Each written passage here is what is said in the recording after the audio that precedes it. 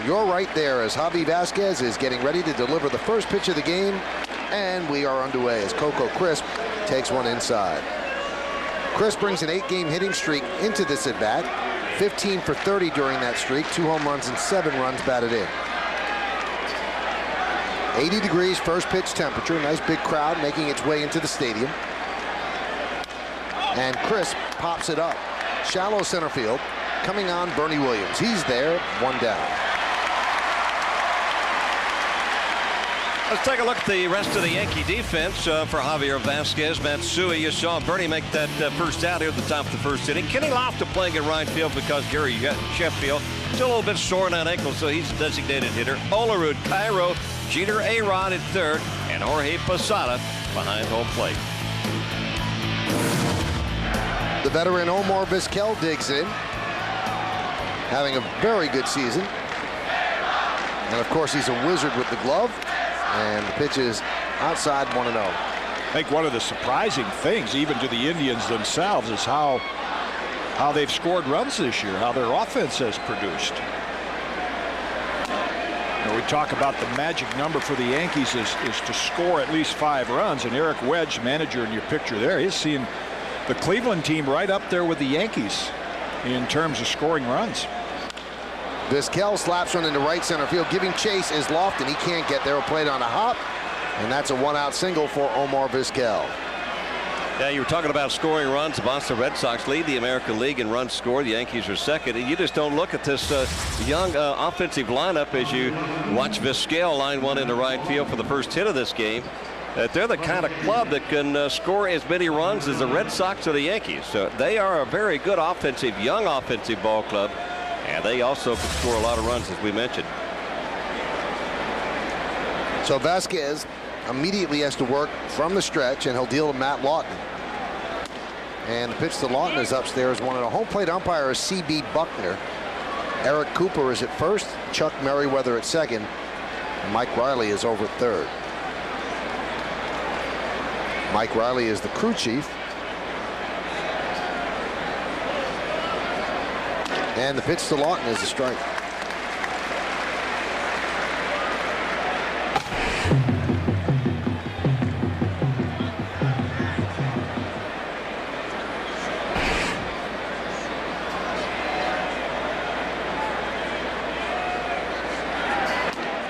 And another strike ported on the outside corner. The count 1-2. A lot of buzz, as you said, Michael, about the Red Sox creeping up on the Yankees. And the danger is if, fortunately, the Yankees have some stable, mature players and manager and coaches, is you can't look beyond the series and the team you're playing right now and worry about the Red Sox. They're playing great baseball. But to figure that they've gone 9-1 in the last 10 and you still have a 4.5 game lead, that's the positive you have to look at.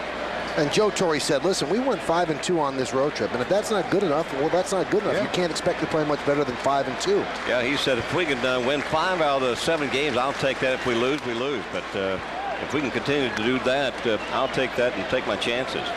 But you talk about the veteran ball club, Kitty. These guys have been through some wars already. It's all about confidence, and this club has a lot of confidence in themselves. And even though that the lead has been whittled down a little bit, their confidence has not wavered. The 2-2. Grounded right side. Snared there by Cairo. The throw to second. It's dropped by Jeter. Picked it up and tried to apply the tag to Vizquel. That was some play, though, by Cairo to even get it off the second.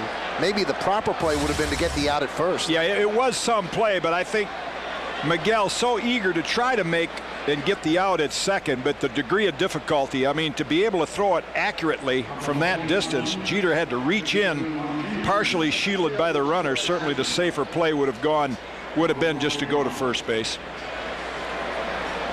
It's a kind of play that late in the game, if it's a close game, you have to gamble on, but early in the game, you're better off just taking the sure out at first and trying to avoid the big inning.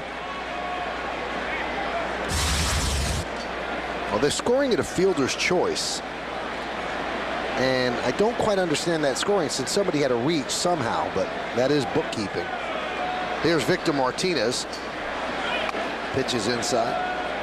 I think what Howie is figuring is that you couldn't give Lawton a hit. You couldn't give Cairo an error because of the degree of difficulty. I mean, if you assume he should have gone to first base, it would have been an out. But I guess it's like assuming a double play. Can't do that. The 1-0. You know, I understand what he's thinking, but again, when you're keeping score like that, they have to have reached for some reason. So a fielder's choice, you'd reach because the out was made at second, but there wasn't an out made, so why is Lawton on? Well, he's out because the fielder made the choice of trying to get the out at second, and he didn't get the out. If there wasn't really anybody on, he would have gotten the out at first base. Popped up behind the plate, and that's out of play. You know, you talk about the degree of difficulty in that play for Cairo. It would have been even more. It would have been difficult too, just to turn around and get his body set to throw back to first base, even though that's a much shorter throw, so you got more time to make that play. He was lucky to get to it. I mean, it was as far as he could reach out to his left to grab the baseball in the first place.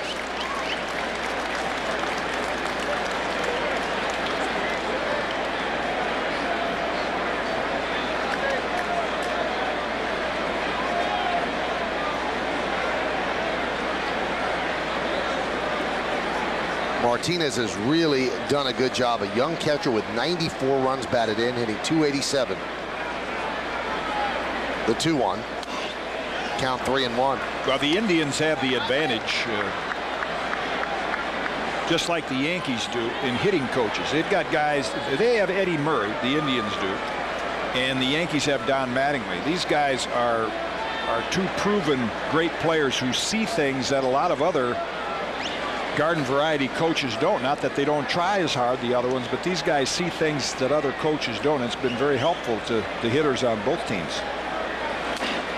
And Martinez walks, so Vasquez is in immediate trouble. Bases loaded and 1 out. Travis Hafner, the RBI leader on the Indians, comes to the plate. Yeah, and Mel's going to make a quick trip to the mound. I'm sure he's already disappointed. This has got to be a mystery, because Bobby and I talked to Mel before the game. I said, how's your pitcher tonight? You got him back on track? And because it's obvious even here in the first inning that elbow is dropping down. If you didn't know from talking to him that his arm is sound, you would think he's throwing like a pitcher with a sore arm, because the arm drops down here and he begins to throw the ball uphill.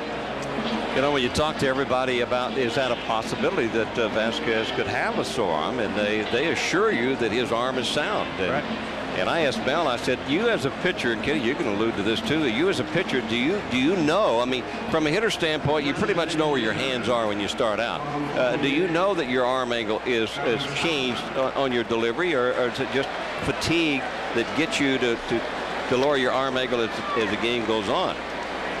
You know, you would think by the way the ball reacts, you would know which slot your arm should be in. Here's Travis Hafner with the bases loaded. He's 5 for 9 in these situations this year.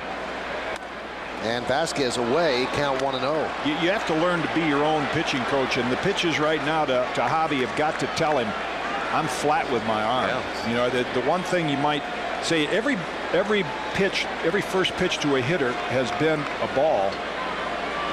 You got to maybe try to bounce one in the dirt. Missed again. And the count 2-0. This hasn't exactly been a case of Vasquez getting hit all over the park, but against Martinez, he couldn't come near the plate. And now Travis Hafner has built the count to 2-0. Good hitters count. Hafner, a power hitter from the left side, the 2-0.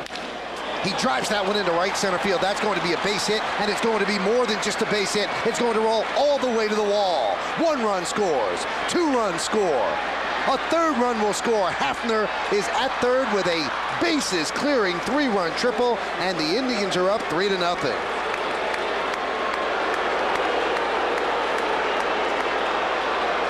You know, unfortunately, that's what happens. You know, when you've lost the strike zone, you fall 2 balls and no strike to the run producer in this lineup, and he's just waiting for that fastball right down the middle. He's going to make Vasquez pay for it.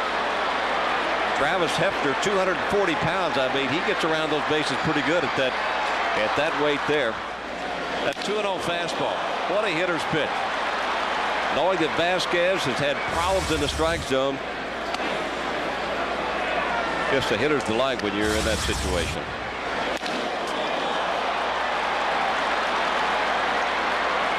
And he's thinking triple right out of the box, and once it got past Bernie, he was able to get 3. Yankees have the infield in now, and the 1-0 to Casey Blake is ripped foul.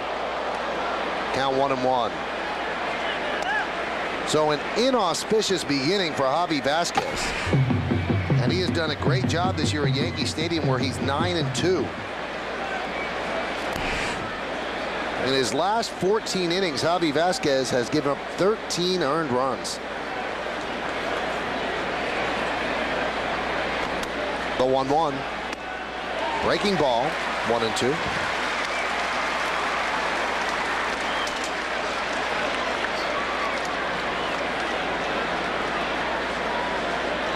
Ben Broussard is on deck.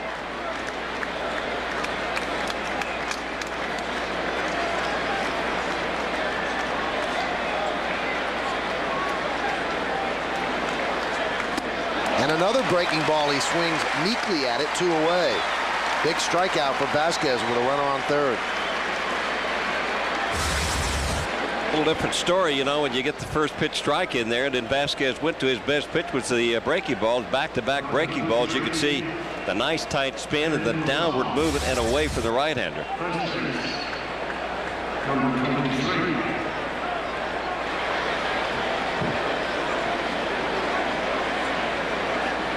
Yankees drop the infield back with 2 outs. Broussard fouls it back. You can see already the aggressiveness of this young offensive ball club. Broussard didn't waste any time. He saw the pitch that he wanted. He was standing in the box ready to swing.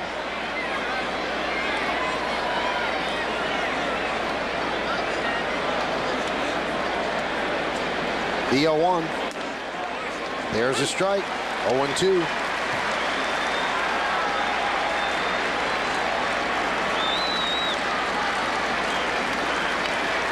Eddie Murray knows a little bit about hitting, as Kitty was alluding to, and he knows about it from both sides of the plate. High pop-up, sky high right side. Cairo and Olrud. Cairo with the call, Cairo with the catch, and that does it here in the first, but not before the Indians score 3 runs on 2 hits, no errors, 1 man left on base. Indians 3, Yankees coming to bat.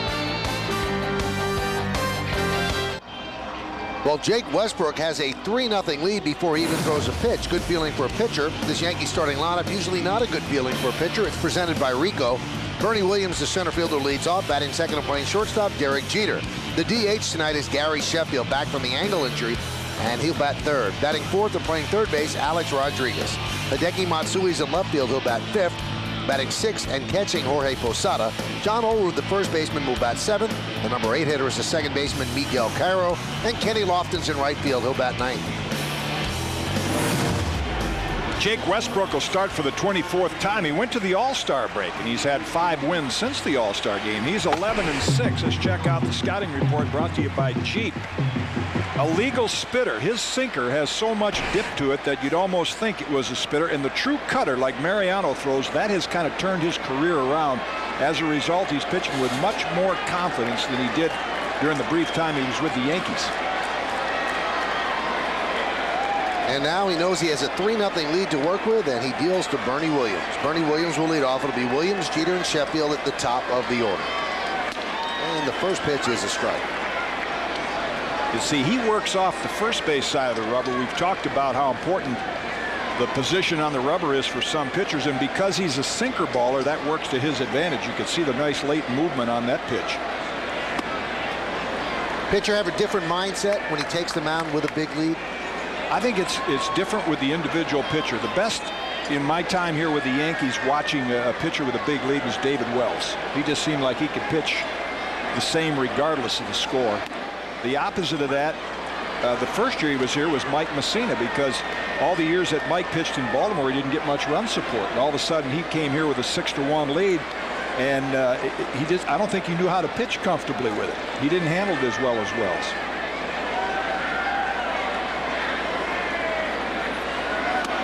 Well, the Yankees are down 3-0, and if they look up at the scoreboard on left field in a moment, they're going to see that the Red Sox are up 3-0 in the first inning on a Manny Ramirez home run, his 35th of the year. And if it stays the way it is right now, and there's so much more time to go, we're talking about another game being shaved off the lead as Bernie Williams goes down on strikes. There's the late movement right there on Jake Westbrook's sinker. See, Bernie gives ground, and wow, did that thing have some movement to it. I can see what they mean. I was talking to Eddie Murray before the game. He said, you know, you see Westbrook's fastball almost looks like a spitter. It did come back and tickle the inside corner. Almost like an airplane landing. You know, I don't know if you did that, Bobby, as a hitter, but usually when you faced a sinker ball pitcher like that, one thing hitters would do is get up in front of the box. Well, there's all kinds of adjustments that you can make, and that's certainly an individual choice of what you want to do, but you want to take advantage of a sinker ball pitcher. Obviously, you would want to move up in the box a little bit to try to maybe catch the ball before it sinks too much on you. And look from the middle of the plate away, and I think that's a lot of times that late movement will get those left-handed hitters because they're so conscious of looking for the pitch out of the plate and away from them. You saw that shot of Mel Stottlemyre, and I know from the days competing against Mel, that's in the pregame meetings, that's what a lot of the hitters would say. Get up in the box, and this guy's got that good sinker. Maybe you can catch it before, you know, it bites as much as if you're in the back of the box. You get guys like Lou Piniella or Wade Boggs, or those guys. They take advantage of those little things that you're talking about there, and a lot of players today, I think that they just feel comfortable where they're at and they don't make that adjustment. I don't see a whole lot of adjustments today. Count 2-2 on Jeter. Jeter 5 for 10 lifetime against Westbrook. In his last start, Westbrook 6 innings, 6 hits against the Yankees. Indians lost that game 11-6, and Westbrook did not get a decision. The 2-2. High fly ball, fairly deep center field. Coco Crisp is there. And in right center, he puts it away for the second out of the inning. Now that's the different movement on the right-handed hitter as compared to the left-handed hitter. That moved in on the hands of Jeter, and he was unable to really get the bat head extended out into the zone. Watch the ball move right in on the hand, and how he had to pull the hands in closer to his body.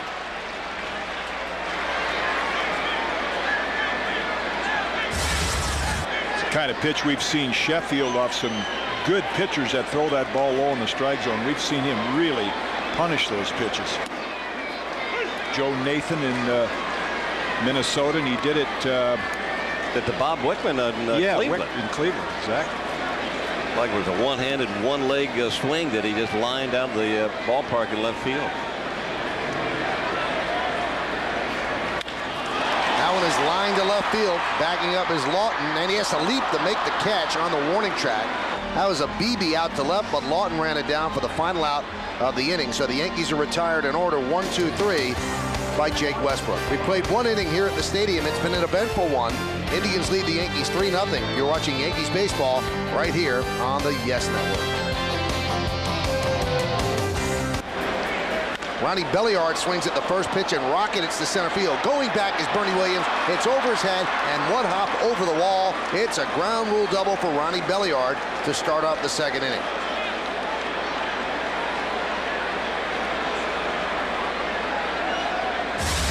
Well, we talked about the aggressiveness of this Cleveland Indian offense.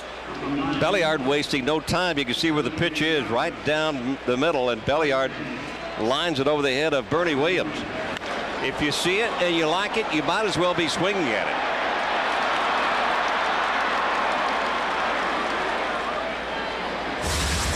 Here's Jody Garrett, and the pitch is outside. And you see the difference. Bobby mentioned the first pitch right down Broadway. The difference in Westbrook's pitches and Javi Vasquez. All Westbrook's pitches were down around the knees, and again, it goes back to that arm angle. He's very flat with it, and everything is up. See, he's under, and Mel sees it.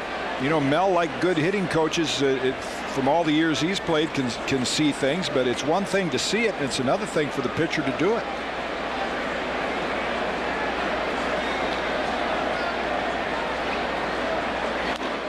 He is way away from the plate. 3-0. What I always loved to do between starts was go out to shortstop and field ground balls. I used to do it with Ozzie Smith and Zoilo Versailles, and just field the ball, step, and throw to first base. That really gets you in the rhythm of finding your natural angle that you release the ball from. And then you carry that onto the mound. Most pitching problems that pitchers run into, you solve away from the rubber. Either in the outfield or the infield.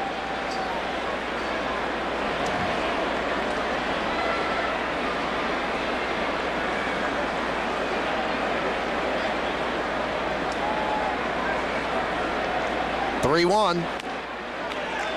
He walks Jody Garrett. I had really thought after he struck out Casey Blake with a couple of really good breaking balls, and to throw those breaking balls, you got to have the arm angle, the arm slot in the good position to do that. And then he got the other hit around Broussard. After that, I thought, well, maybe he has found that slot, and he will turn it around now. You got to play games with yourself when this is happening as a pitcher, and right now with everything high, lower your sights. Even if you threw a one-hopper to the catcher, something to find a way to throw the ball down. Yankees looking bunt right here. Yeah, the best bunter on this ball club.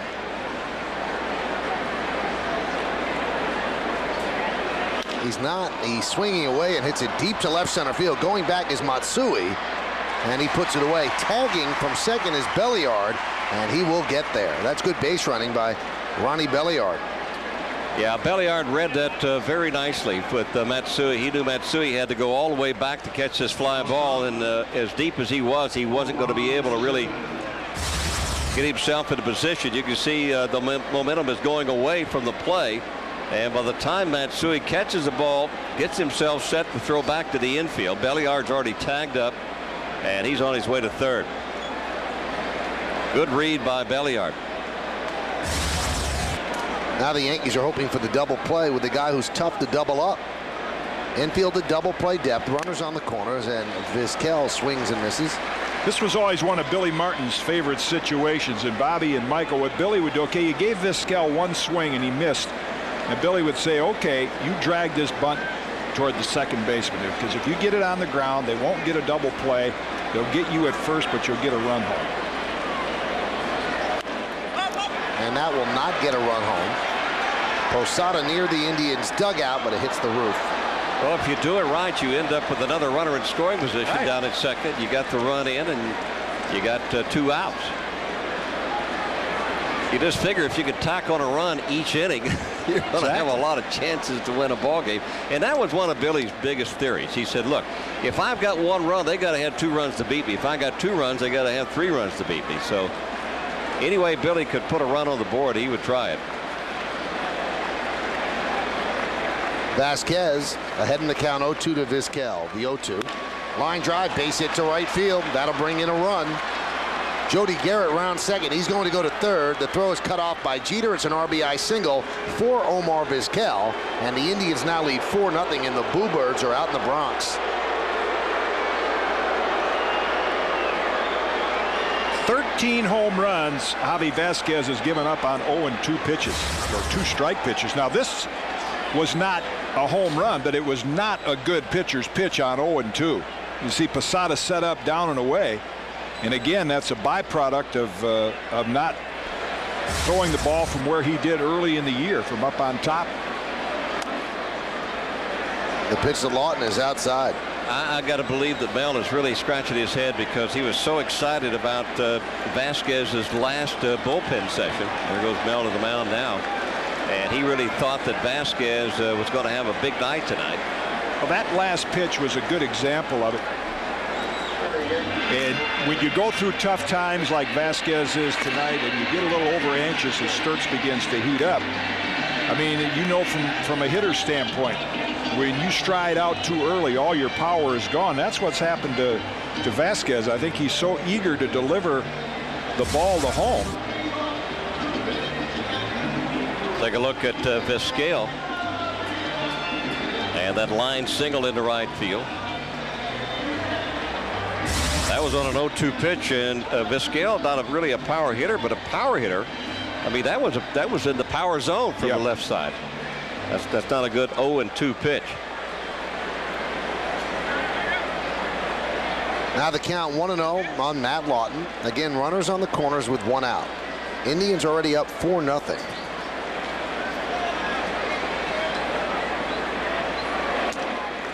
Now it's 2-0. Is he afraid to put the ball over the plate, or inability I don't think right he's now? afraid. He is just so out of whack. And, you know, you can go to the video, you can break down your mechanics, anything you want to do. But there's a couple very simple exercises. And one of them is be like if you were in your hotel room standing in front of your mirror and you lift up, in Javi's case, your left leg, and you just lift that up and see how long you can hold your balance. And if you can hold your balance back over that rubber, you'll give yourself enough time to get your arm in the right position.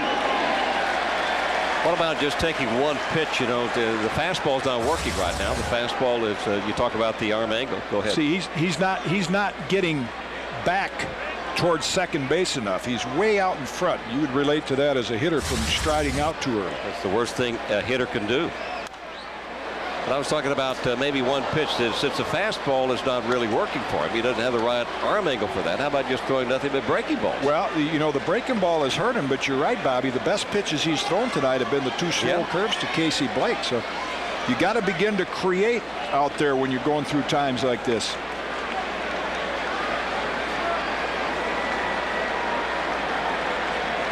The 3-2, Vizquel goes, line drive, base hit to right field. Garrett will score. Vizquel is going to third. He'll make it. It's an RBI single from Matt Lawton, and the Indians are pounding Javi Vasquez 5-0.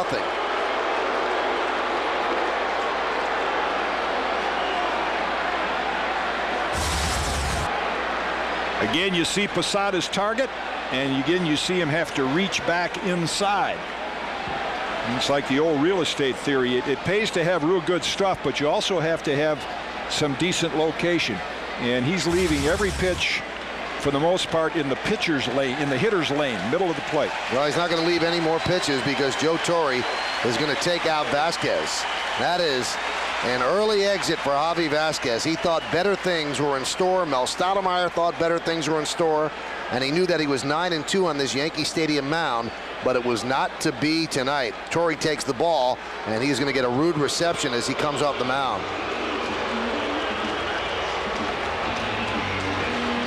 So Vasquez heads to the dugout, and Tanyan Sturtz will try to keep it right here at 5-0. Sturtz has done a good job in these situations, and he inherits a first and third situation with Victor Martinez coming to the plate. It'll be Sturtz against Martinez when we get back. Stay where you are. Javi Vasquez went an inning and a third. Significant. It is the shortest outing of his career. That's what you call hitting rock bottom.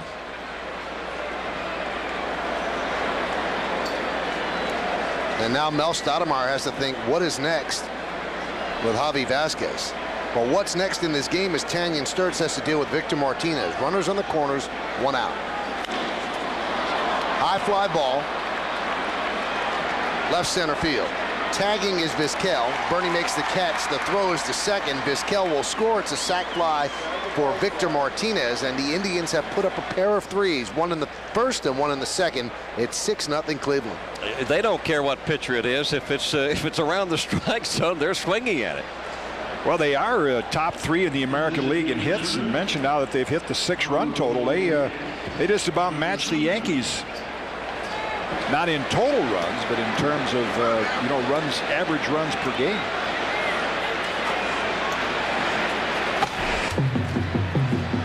Here's Travis Hafner.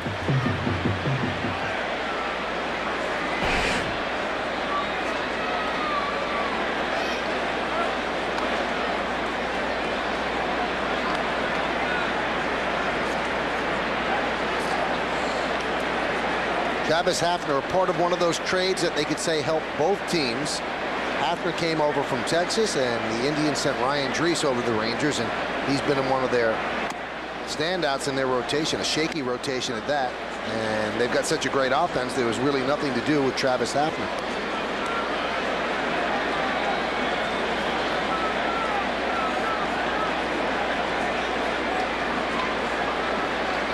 Lawton leads off first. The 1-0. There's a strike. Hafner becomes he's a very dangerous hitter, as you well know, with 24 home runs, but at his weight, something you don't see from big guys like Travis Hafner. He has a very quick bat on the inside part of the zone. So even though he's big, he is able to get that bat head through the strike zone very quickly. He's won a batting title. I mean, he's one of two guys that's won a batting title in the minor leagues. Tells you he's got fast hands. For Cleveland. Yeah, I mean, it's hard to, you'd think a big guy, you can bust him inside. He can't get the bat around because he doesn't have the quickness, but Hafner has that quickness. Another guy that played for Cleveland a few years ago was one of the quickest I'd seen in a long time, Albert Bell. Oh, yeah.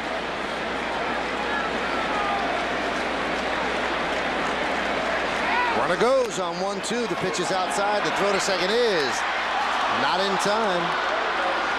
Matt Lawton with a stolen base. Not much chance for Posada there. Lawton, as most stolen bases are off the pitcher. Watch, as soon as Sturtz picks up his foot, Matt Lawton is taken off. Canyon with that big delivery didn't give Jorge quite enough time to, and the pitch was in the dirt on top of that. Still made it close.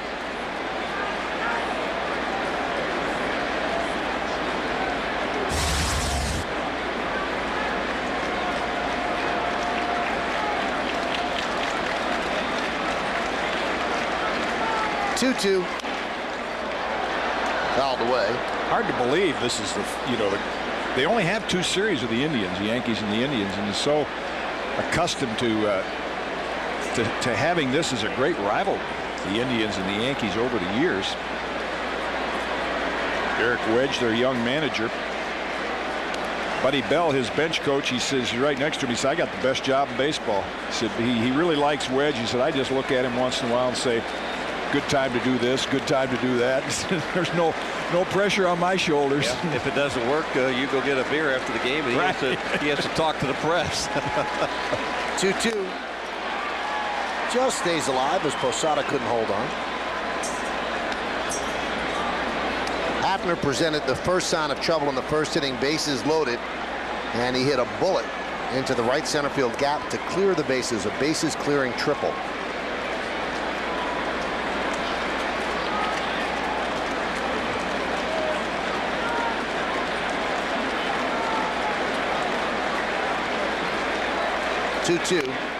Nub slowly to the third base out of the mound. Sturtz fields, fires, and a nice nimble play at first base by John Olerud for the final out of the inning. But not before the Indians score 3 more runs on 3 hits, no errors, and 1 man left on base. A nice play by Sturtz, and Olerud kept it from getting worse. We go to the bottom of the second, 6-0 Cleveland. Joe Torre staring at a 6-run deficit as we head to the bottom of the second inning. He has 4, 5, and 6 in his order against Jake Westbrook. Alex Rodriguez will start it off. And he had the best road trip of any Yankee, finishing up with 3 hits on Saturday and 4 on Sunday. Now Alex has hit on the road very well this season, hitting .389 on the road since the All-Star break. And since the All-Star break at Yankee Stadium, .246. Lofted to right field. Jody Garrett is there. 1 down. I was mentioning what a great rivalry this was over the years. My dad was not even a Yankee or an Indians fan, but back in the late 40s when the Indians were drawing 2.7 million people, that was unheard of then. He drove all the way down there to watch Reynolds and Rashi against Feller and Garcia, doubleheader. They drew 80,000 people. I mean, these teams would hook up about 16, 18 times a year. Biggest crowd I ever played with was at the old Cleveland Stadium. What was the name of that stadium? Municipal Stadium. It was on a doubleheader on the 4th of July. They had 80,000 people. Well, the stadium was built for football. Well, actually, it was built in hopes of getting I think the '36 Olympics. And that's why it had that big circular shape to it. And that was the Olympics that Berlin got. The one, I think the hope was that, wasn't that the Jesse Owens Olympics? Yes. Yeah, and they were hoping that Cleveland would get them. That's why the stadium was built that way. Well, since that time in the Renaissance there in downtown Cleveland, Jacobs Field is a beautiful ballpark and has really set the standards for what we see today in these new stadiums. Well, at this time, if you're a Yankee, you can either be a pessimist or an optimist. And but the Yankees come from behind wins this year. Well, they got 52 come from behind wins. They're still early in the game, so they're not out of it. You just got to make sure that when you go to the plate as a hitter, you're looking to do one thing, and that is to get on. The Yankees need base runners. Let's see if they get one there. On the run is Lawton, and he makes the play beautifully over the head for the second out of the inning. Boy, nice running catch. Matt Lawton read it perfectly. Matsui hit this ball hard. Gets a good jump on it. And of course, out in left field, the faster he runs and the ball it keeps slicing back toward him, he timed it perfectly. Nice play. So 2 away, and that'll bring up Posada.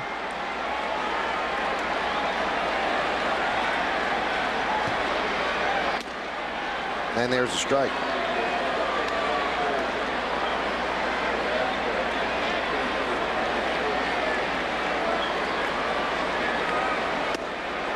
You talk about arm angles. Boy, does this guy, Jake Westbrook almost like a catcher. He gets that hand out of the glove and the arm up in the throwing position. Nice compact delivery.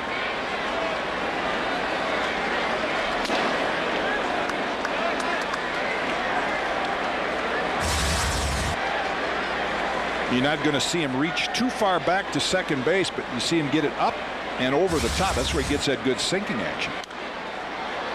One of the things that also has helped Jake Westbrook, the fact that he has a good left side of the infield. You know, he's got to rely on it with that sinker ball. He's going to get a lot of ground balls. You got the multiple Gold Glove winner, Vizquel at short, Casey Blake at third. A veteran guy that is very solid. Ron Belliard also very steady at second base. Cleveland is one of those teams that if you said give them Tom Gordon and Mariano Rivera, they might be right there. They were right there one time. Strike 3 right down the middle. Posada down looking, and he asked C.B. Buckner, wasn't that a little bit up? And Buckner said no. And Westbrook has retired 6 Yankees in a row. Let's head to the 3rd inning here at the stadium. It's 6-0 Tribe. Well, Joe Torre got to welcome back Jason Giambi, who headed to the ballpark after spending some time in Tampa rehabilitating. He met with the media before the game, and obviously the first question was, how do you feel? A lot better. You know, I'm getting a lot better. You know, I still a little bit dizzy every now and then, but you know, I'm getting over that, and they see, you know, keep pushing through it. So, you know, my workouts have been tough, and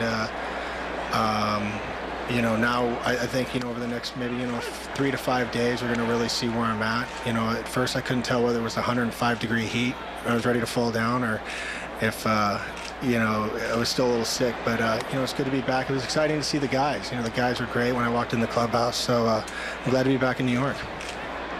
Well, the Yankees are just not depending on Giambi getting back, and that's probably the best way to approach it. If he does come back and he's able to play for them down the stretch and in the postseason, it's a bonus, but I don't think they're expecting it because he has a long road ahead of him to get his stamina back. He looks better, though. It looks like he has color in his face. And if he does come back, I mean, I'm sure with Olerud at first base and Tony Clark on occasion, he would, you know, he would be the DH. Talked to him today before the game. I saw him down in the tunnel area there, and he had that sparkle in his eye. You know, before he left here, he had the glassy eye look. You know, you could tell that he wasn't feeling well, but he's got that sparkle back. So the health is the first thing that you want to get back, and then you work on your timing after that. But you can see why the guys in Oakland talked about him being a good teammate, because even with all he's been through, you seldom see Jason not in a good frame of mind. He's always very accommodating, got a smile on his face, easygoing. And his teammates were thrilled to see him as well. He's been a very small part of this team this year. For the last couple of years, he's right in the middle of everything. Here's Ben Broussard, who fouls it away.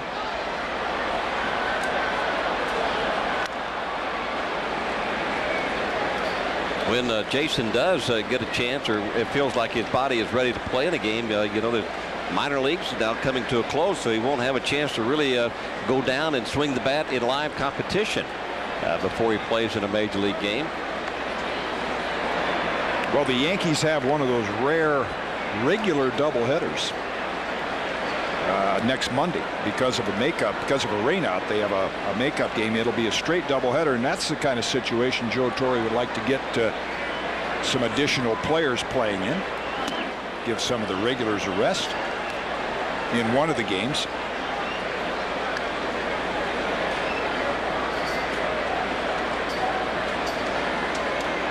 Gary Sheffield getting a partial day off as the DH tonight. Well, they were talking about Sheffield's ankle. One of the things that you look for and the severity of a injury such as that is the swelling in the ankle, and the ankle did not swell up that much, so that meant that the injury wasn't as severe as it could have been.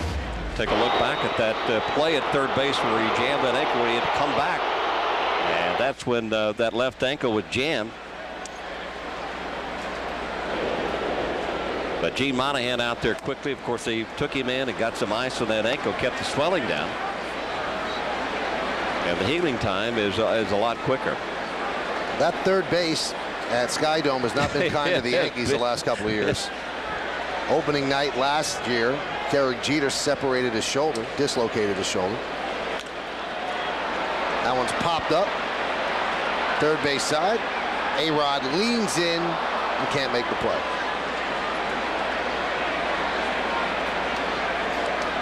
They'll do it again with a 3-2 count.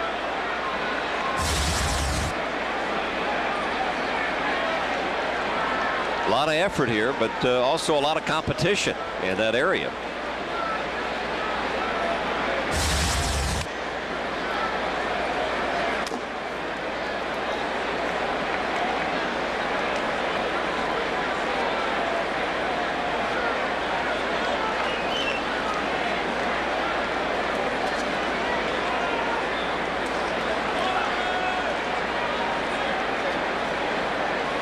Runner goes. 3-2 is outside. No throw needed as Broussard works a walk. So 2 straight walks issued here by Tanyan Sturtz, and the Indians again threatening. Runners on first and second, nobody out. No surprise to see Broussard take a pitch that close. When you look at his eyes when he's hit, this guy has the vision of a fighter pilot. So it's probably not hard for him to pick up where that ball is, in or out of the strike zone.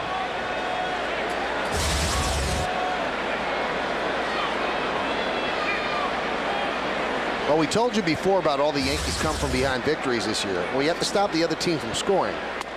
So it would be a good idea if they could shut them down right here. And the first pitch to Belliard is way outside 1-0. You know, something that could really pose a problem for the Indians for 2005. Belliard, if he's on the last year of a contract, he's going to require a lot of money. Omar Vizquel's on the last year of a contract. Fly ball to right field. Lofton comes on. He makes the catch. Now there's a possibility that they could lose both of those guys up the middle. 2 sure-handed guys at second base and shortstop. And right now, amazingly enough, Vizquel's been there for so long and won all those Gold Gloves. Talking to some Cleveland people today, and Belliard will be their first choice to keep because they have Johnny Peralta down at AAA. And they want him to come up and play shortstop.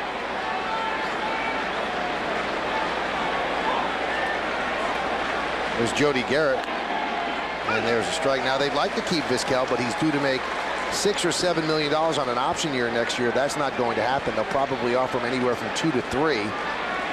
But first they want to see if Belliard will accept what they offer him before he goes to arbitration. So one of those 2 will be kept, and a kid will play either second or third as they try to spend money on pitching.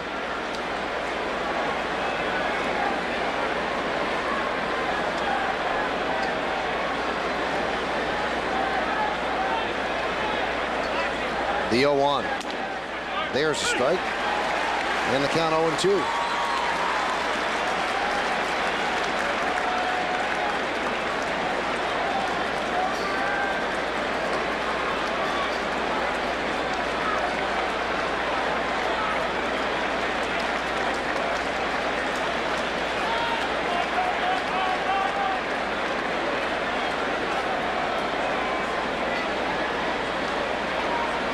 Six 0. The Indians lead the Yankees. We're in the top of the 3rd inning here at Yankee Stadium.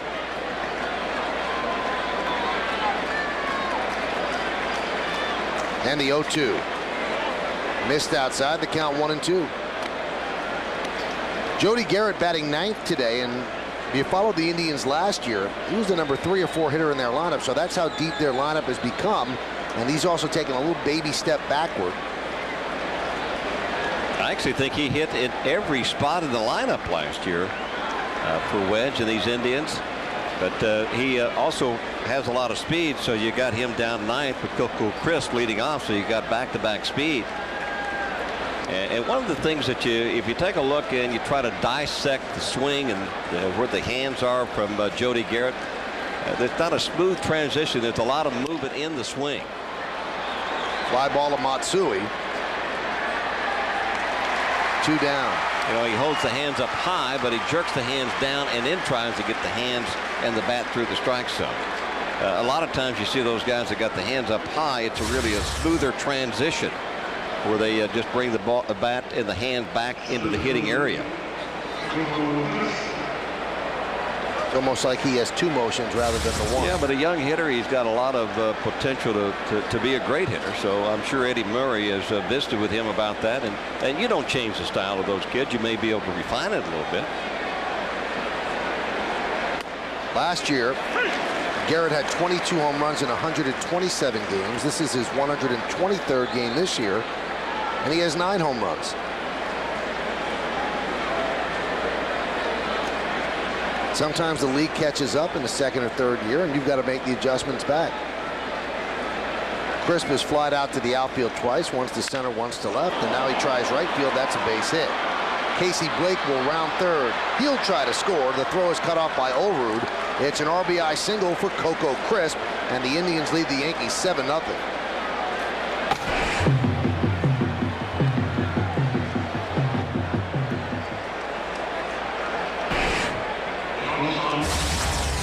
Fourth game in a row, the Yankees are getting pummeled in their own stadium.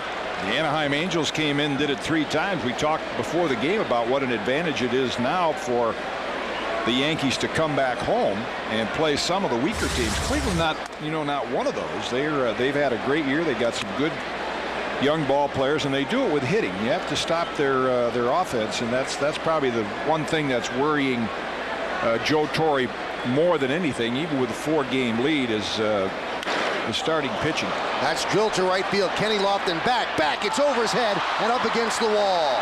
Broussard scores. Here comes Coco Crisp. He'll score. It's a 2-run double by Vizquel, and the Indians lead 9-0.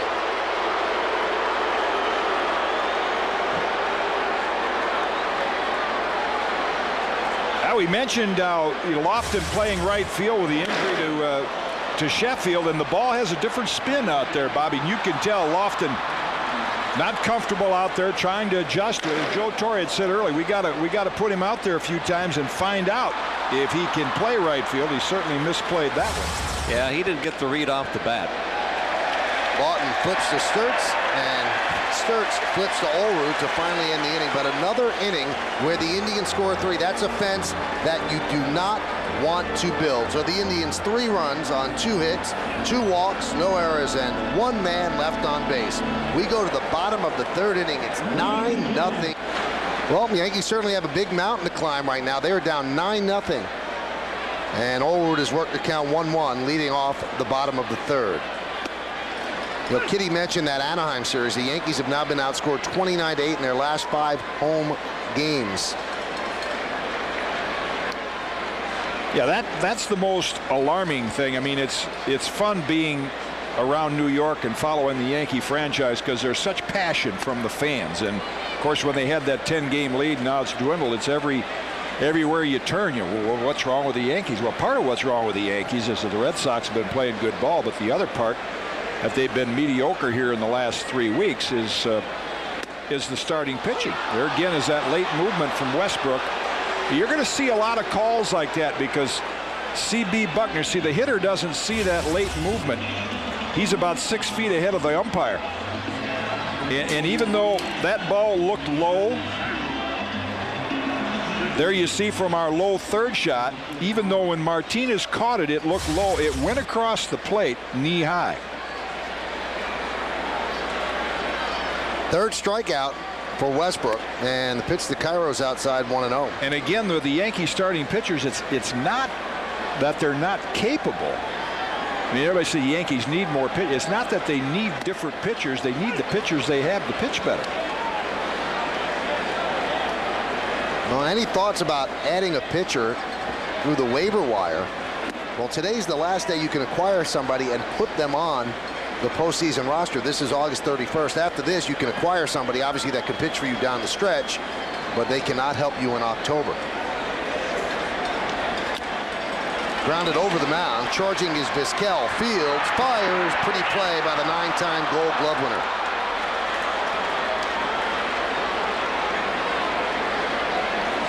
Yeah, that play made with a lot of confidence by a veteran who knew he had just enough time.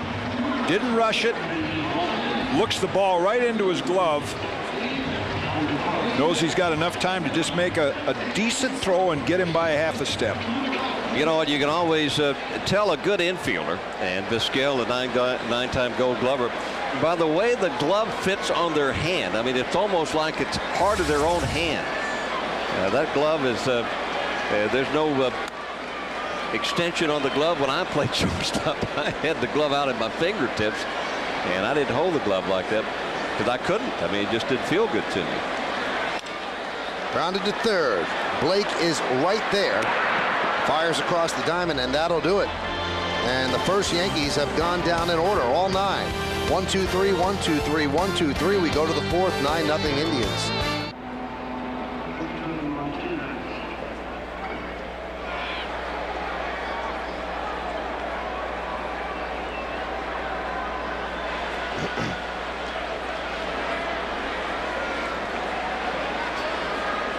We go to the top of the fourth inning here at Yankee Stadium in the Bronx. Indians lead the Yankees 9-0. First game of an 11-game homestand for the Yankees and a first game of a 3-game set against the Indians. And the first pitch to Victor Martinez is low. Now the Indians have lost 8 straight games here at Yankee Stadium. They have not beaten the Yankees at the stadium since June of 2001. And they have a robust 9-0 lead. Count 2-0. The other alarming thing when you look at the Yankees and you say we said before the game, you ought to feel good about having a 4.5 game lead going into September. But on a night like tonight, when your pitching isn't doing well, you look bad. Martinez with a high fly ball to right. Lofton's there, one away. And the other thing is the example of Kenny Lofton in the misplaying that ball. He's not accustomed to playing right field, but that's probably the one thing this year that you've seen with the Yankees, not necessarily errors, but a lot of plays that should be made. But when you see the Anaheim Angels come in here and we see Yankee teams of the past, that's what really is going to be an important factor in postseason play, not giving the other team extra outs. Here's Travis Hafner against Tanyan Sturtz. Swing and a miss. Now, if you joined us late, Javier Vasquez started, and he got knocked out early. And here's the play that Jim was talking about last inning. Omar Vizquel, a 2-run double over the head of Lofton, playing right field. Well, you can see that he did not read it well off the bat because he started straight across going towards center field, and he had to try to back up because the ball was hit a little bit harder. And that's when he picked it up out there. It was a little bit too late to catch up with it. Yeah, even when Kenny Lofton was winning Gold Gloves, he did it with his speed. He never ran great routes. In other words, if you put Bubba Crosby in center field or anywhere, he probably runs the best routes of any of the Yankee outfielders. And by routes, you mean as soon as that ball's hit, Bobby, you know from playing the outfield, some guys have a knack of just being able to go right to the ball. And in Kenny's case, he might run a little zigzag, but in years past, he had the speed to make up for it. Bubba back on the team. The Yankees have him on the roster so that they could decide whether or not to carry him for the postseason. And granted, playing center field, if you've got speed, that's the easiest outfield position for a guy to play because you get the read off the bat as good as anybody. If you're on the corners, you know you always got the ball either slicing away from you or hit a line drive right at your head. You don't pick the ball off the bat as well as you do at center field. Yeah, if you've got speed in center field, man, you can run down a lot of mistakes, especially if you've got a spacious outfield.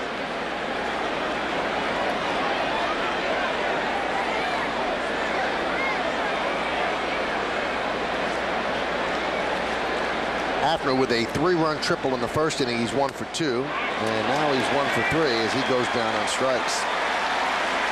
Let's take a look at the Aflac trivia question here in the top of the fourth inning.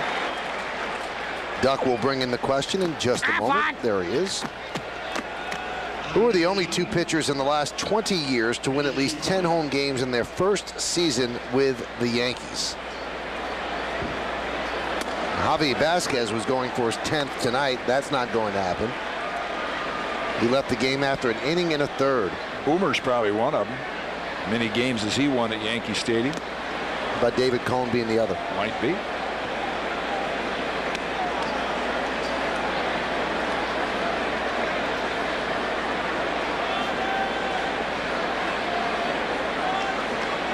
Count 1-1 on Casey Blake.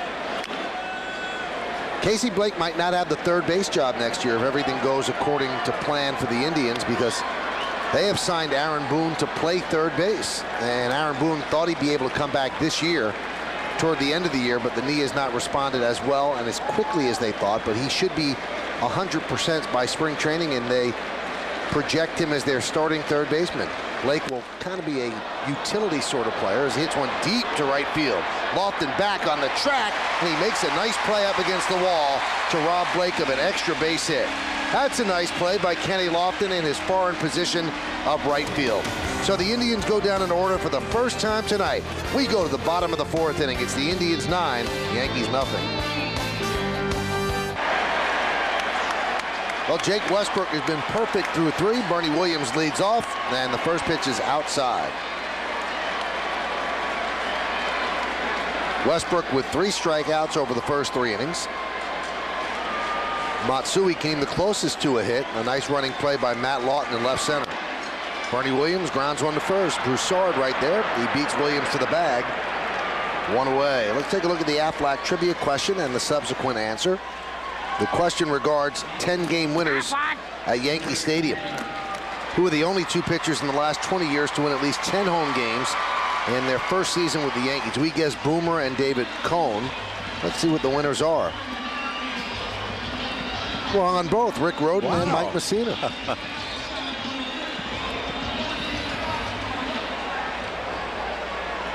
Rick Rhoden. Good golfer, great hitter. Yeah. Yeah. Just a good all-around athlete.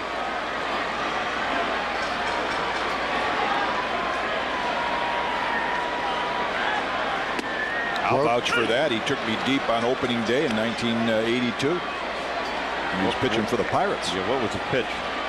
Fastball? Yeah, pitcher hitting, right? We were down a bunch anyway. You could have thrown him a curveball. Right.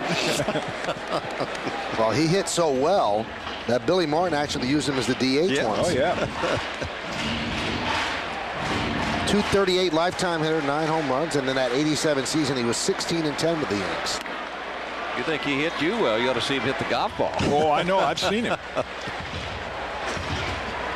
Rick is usually the leading money winner on that celebrity golf tour. Yeah, Celebrity Players Tour.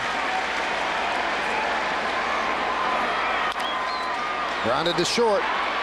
Vizquel. 2 away. Well, maybe this will help the Yankees a little bit with their hits and their runs. Joe Torre's sister, Ray, who is one of my favorite people, had surgery yesterday and said one of the New York hospitals. I know she's watching the Yankee telecast right now and watching their Yankees. She's a huge Yankee fan. Our best wishes for her to get well and get well quick. And we'll see you back out the stadium pretty soon, Ray.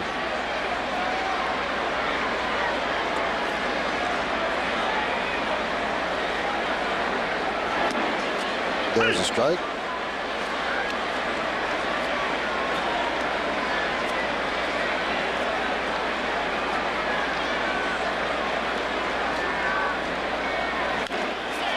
Line to left field. Lawton on the run. He will not get there. It dunks in for a base hit. Sheffield goes for 2. He'll get it. So the Yankees finally get a base runner after the first 11 go down in a row, and Gary Sheffield doubles. Thank you, Ray.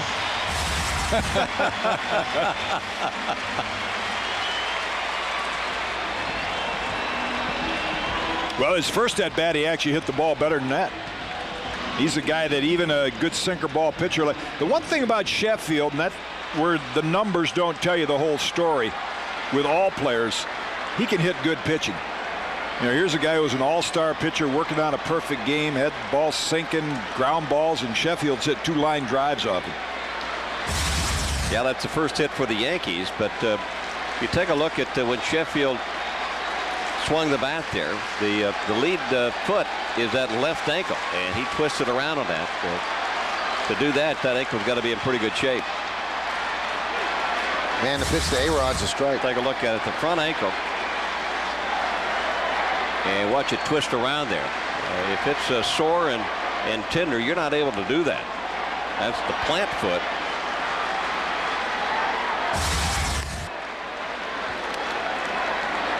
He's had some month of August, Gary Sheffield, and so has A-Rod at .304. 5 homers and 11 runs batted in. Gary's hit the whole year.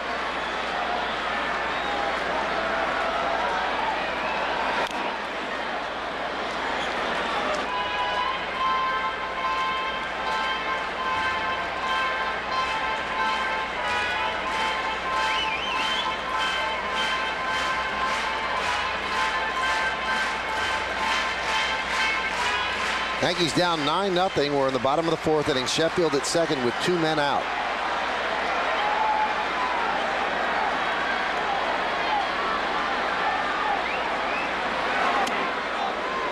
Count 2-2.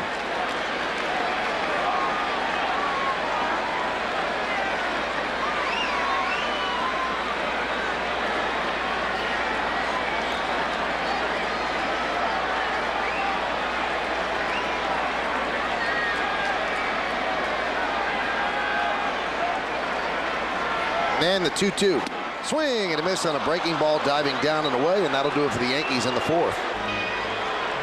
No run to hit, no errors, and 1 man left on base. We played 4 at the stadium. Indians lead the Yankees 9-0. You are watching Yes.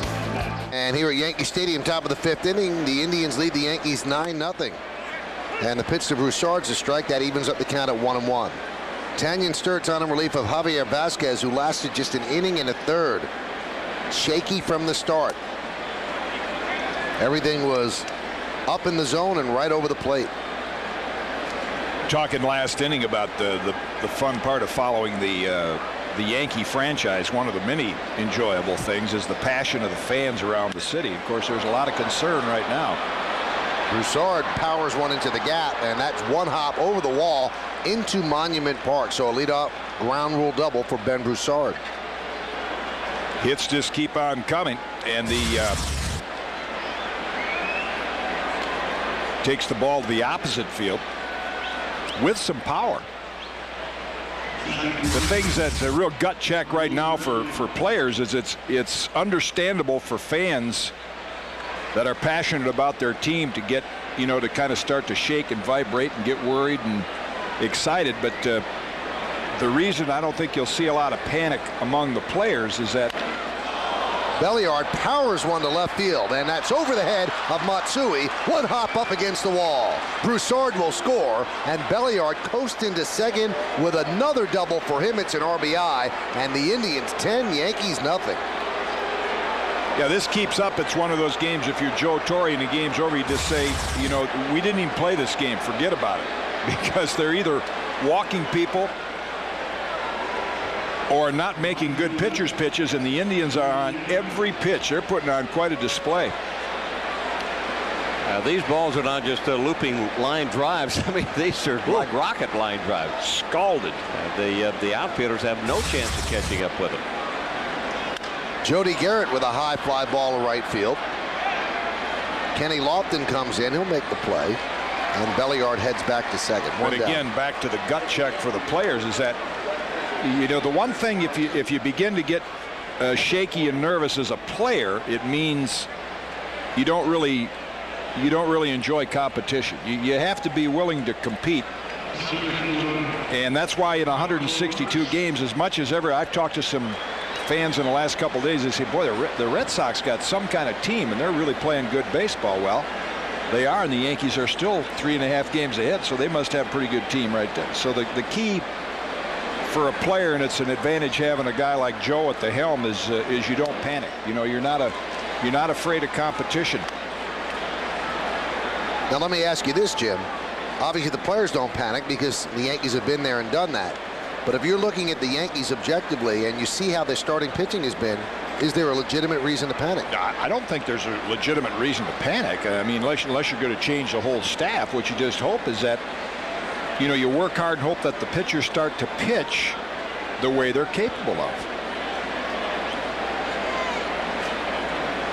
I mean, if they don't, and they don't pitch well during September, and the Red Sox come out and win, then you just say, well, you know, they were a better team. You didn't deserve to win. You didn't pitch well enough.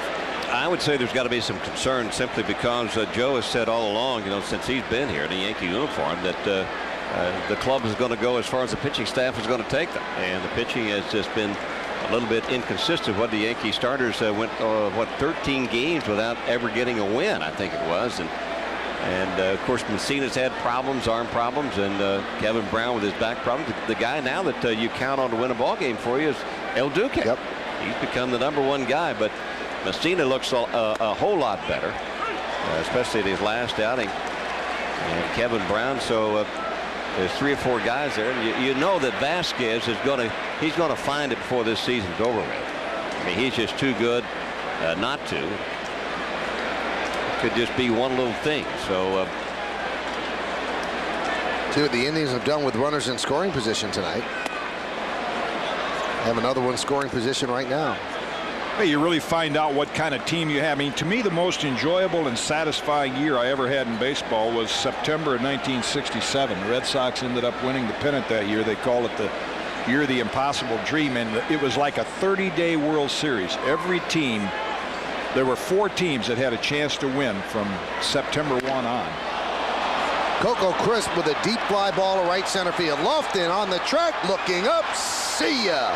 A 2-run home run for Coco Crisp, and the Indians are pounding the Yankees. It is now 12-0.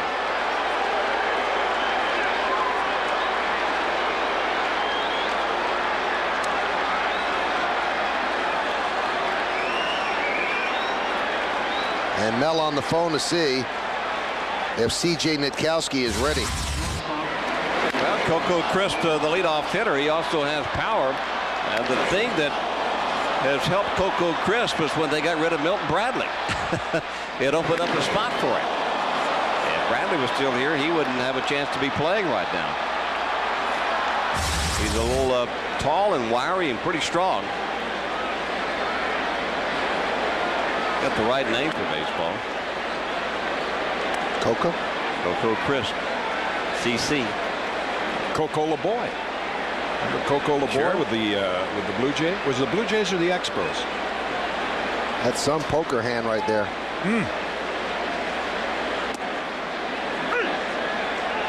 Count 1-1.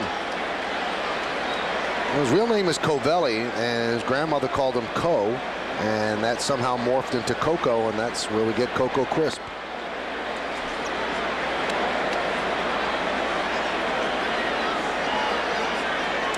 And you'll see a CC tomorrow with Sabathia starting against El Duque.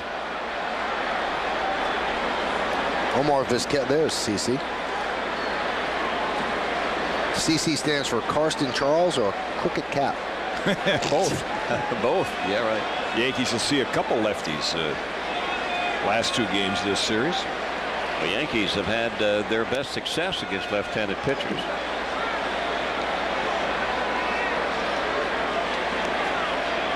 Got spoiled early in the year here with the noise at the stadium. It's about 4 games in a row now. It's been awfully quiet. And there are a lot of people in this yard tonight, and they have nothing to cheer about. El Duque will start for the Yankees tomorrow night versus the left-hander CC Sabathia. 2-2. Lofted into left center field. Vizquel is 4 for 4. Picks himself up a single, 3 singles, and a double. Might be going after Rennie. Does Rennie Stennett still have the record? Rennie Stennett and Gutierrez with 7 hits in a game. That's really not that bad a pitch. Vizquel goes down and gets it. And then serves it into left center field, and that will be the last pitch that Tanyan Sturtz throws. So Tanyan Sturtz's night is done, and C.J. Nitkowski's night has just begun. Well, it has not been a great evening for the Yankees and their fans so far. We're in the top of the 5th inning with 1 out, runner on first base, and the Yankees have their 3rd pitcher in the game. It's C.J. Nitkowski, and they trail 12-0. So Nitkowski, you see his numbers with the Braves and the Yankees, will deal him Matt Lawton.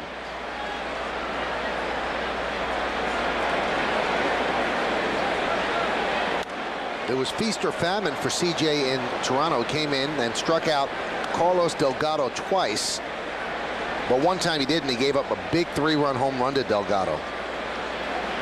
Looks like the plan here is see if C.J. Nitkowski can get out of this inning and then bring Esteban Loaiza in, which is a perfect situation for a guy who's really scuffling to see if you can string a few innings together and build your confidence up. Perfect spot. And Loaiza heating up.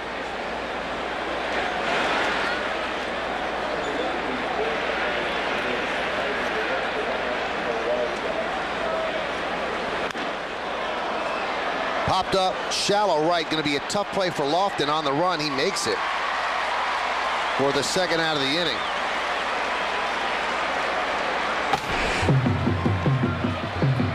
Almost overran that ball.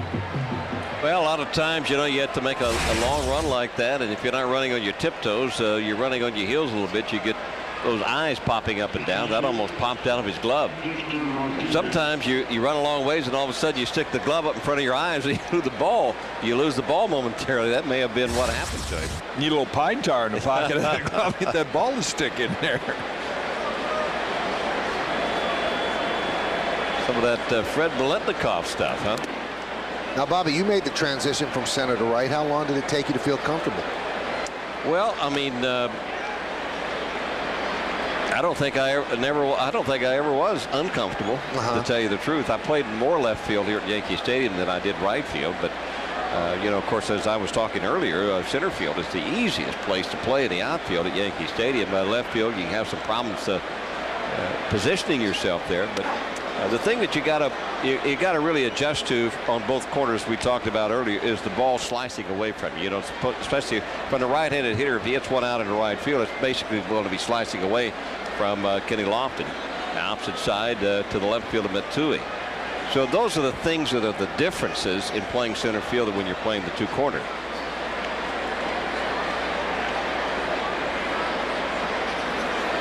Way outside, the count 3-0. Well, a couple of things here at Yankee Stadium, especially when the ball is rolling down the corner, either in left field or right field. You see Hafter waiting on deck. Is that along the side there? I mean, you get a lot of wicked hops. If that ball gets by you, it will roll for a long, long time and probably end up being an inside the park home run. Victor Martinez works a walk. And that brings up another lefty, Travis Hafner. And that's really the reason that Nitkowski pitched around Martinez. The designated hitter, Travis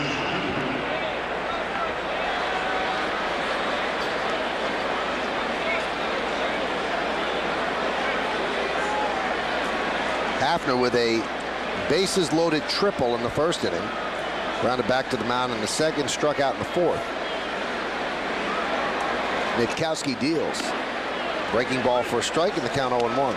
Talking about Vizquel with 4 hits already. Rennie Stennett, I happened to be there that game watching the Cubs and the Pirates flying in on a day off before a start with the White Sox. He got 7. In the American League, there are 6 players, or many players, that have gotten 6 hits in a 9-inning game. Never 7, so Vizquel's got a shot at it. He could bunt twice and get 6 hits. I wouldn't advise that if I were him with his team up 12-0.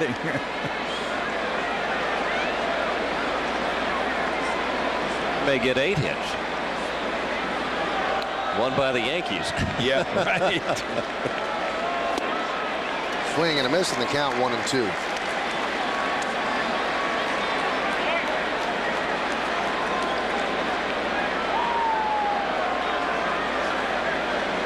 First and second, 2 outs. We're in the top of the 5th inning, and the Indians lead the Yankees 12-0.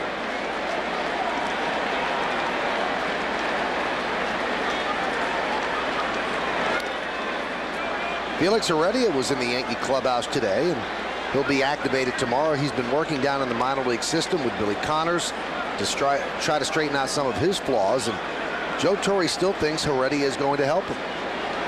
He said, I believe in Heredia. He said, I used him in the World Series last year. I don't use people in the World Series unless I believe in them. Steve Carsey also will be activated. Roster expands to as much as 40 tomorrow. All around baseball on September 1st. The 2-2 way outside, and the count 3-2. That's a day late as far as Joe's concerned. Tonight's the kind of game you wish the rosters were expanded and you could run some of the new pitchers in there.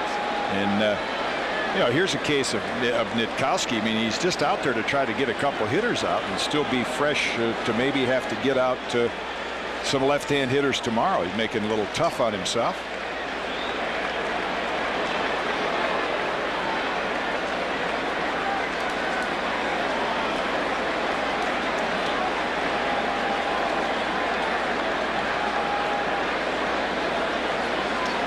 Now Loaiza is taking a seat in the bullpen. I don't know if that means he shut it down or he's done warming.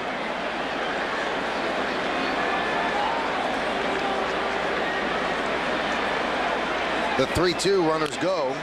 Slow roller, first base side. And that's going to roll fair, and it's a base hit.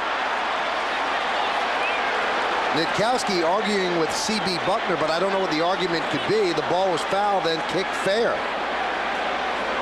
So the bases are loaded, and if it can go wrong tonight, it will. Yeah, that's just a little mental mistake there. If you're C.J. Nitkowski right there when that ball's foul, you got to get over there and glove it and keep it foul. We've seen that happen a couple of times this year. It was an embarrassing situation for Hideki Matsui. It happened to him earlier. With the new layout of the playing field, it doesn't slope away as much, so it can easily roll back the other way. And an infielder or a pitcher's job is, as soon as that ball is foul, you get your glove over there and pick it up and throw it or kick it, whatever you want to do, more into foul territory. Here's Casey Blake with the bases loaded with Indians. There's a strike. And the reason Olerud had to pick it up is because Vizquel was coming around third. I mean, he could have, you know, if the Vizquel had been there, he could have let the ball roll a little bit longer. Maybe it would have rolled back foul. But he had to pick it up because if Vizquel would have scored from third. Heads up base running by Travis Hafner to hustle down the first base. Vizquel at third, Victor Martinez at second, and Travis Hafner is over at first. 12-0 Indians were in the top of the fifth. Upstairs, and the count 1-2. Blake's 0 for 2 with a walk and a run scored.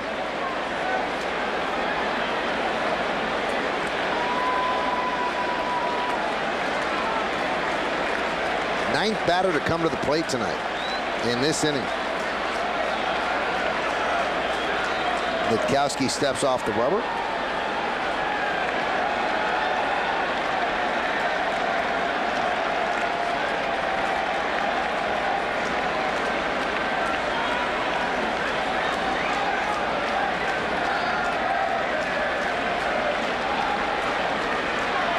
And again he steps off the rubber. Got more pitches than I thought. I thought he just had a sinker to curve. But I don't know if he might get the right sign and he doesn't like the location. But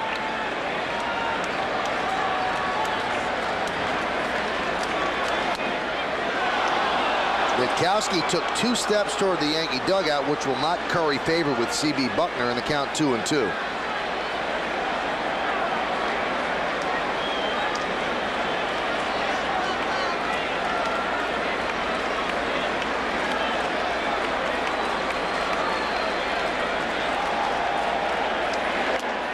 And the count now full, so that releases the base runners. Bobby, these are the games that, even though you're getting thumped, these are the games I enjoyed pitching to Thurman. Because right now he wouldn't even give signs. He'd just wave to you. Yeah. Throw it in here, take your chances. They might hit it at somebody. Nothing else is working. Why make it more complicated?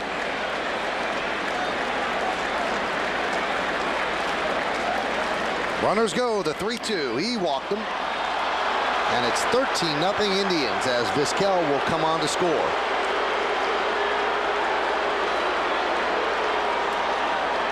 You hope over 162 games you don't play many like this, maybe one. But no kidding. But it's the kind of game, unless things change. I know Joe Torre would probably just tell everybody, hey, forget we played this. We got a 7 o'clock game tomorrow, and show up then. Alonso gets back up. Yeah, like you said, we've seen just about everything so far, including that bases loaded walk. It just didn't seem like he was comfortable in throwing whatever pitch that Posada was calling for. Yeah, and he couldn't make up his mind. You know, his mind was racing, and he wasn't concentrating on what pitch he was going to throw. Little paralysis from analysis. Maybe. Lined into right center field. It's going to be more runs. A base hit. It drops in. Cut off by Lofton. 2-run score. Moving to third is Blake. It's a 2-run single for Ben Broussard. And the Indians lead the Yankees 15-0.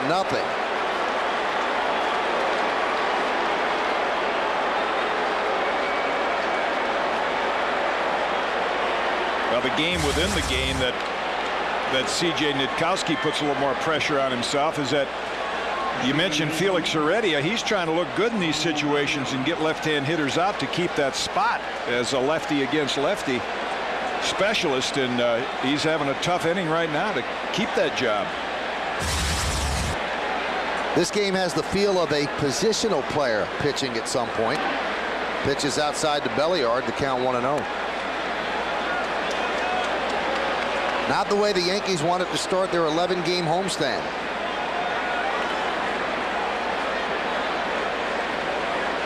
The 1-0. There's a strike, 1-1. We got to be digging into the record books. This might be one of the all-time drubbings the Yankees have ever had on their home field. Well, the worst shutout loss in Yankee history is 15-0. They did it in 1907 and 1950. Really? Both time against the White Sox. So right now we're at that, and there's still half a game to go. Yankees could also score, so.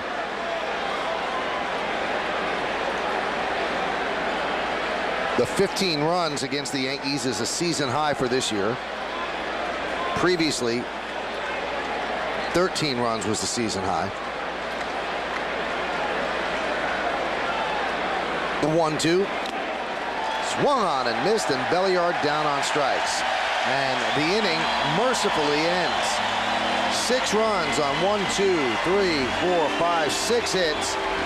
No errors and 2 men left on base. At the end of 4 1/2, we're halfway through. 15-0 Tribe.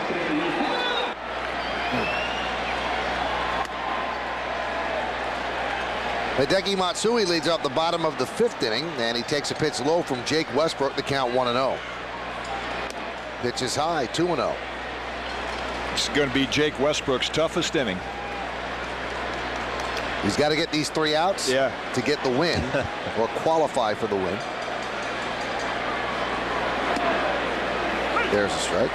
Because he's out there saying right now, the only thing I could do is mess this game up. You got a 15-0 lead, and you got to get 5 innings to get the win. And Matsui serves one over the head of Casey Blake down the left field line. Matsui has himself a leadoff double here in the 5th. Second base hit for the Yankees.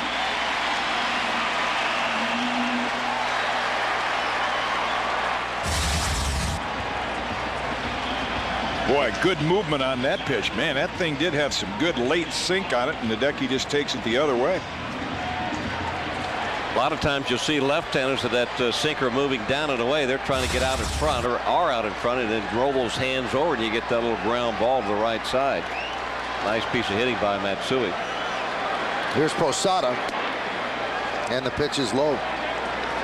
Jake Westbrook was once a Yankee, and what a trade made by Yankee general manager Brian Cashman. The Yankees were completely done with Hideki Irabu. They wanted nothing to do with him, and they sent him to Montreal. Slow roller, left side of the mound, knocked down by Westbrook, knocked down again, he won. Oh, and that's bad base running by Matsui. When you're down 15 runs. Ooh. That's when you wish there was a trap door out there you could just hide in.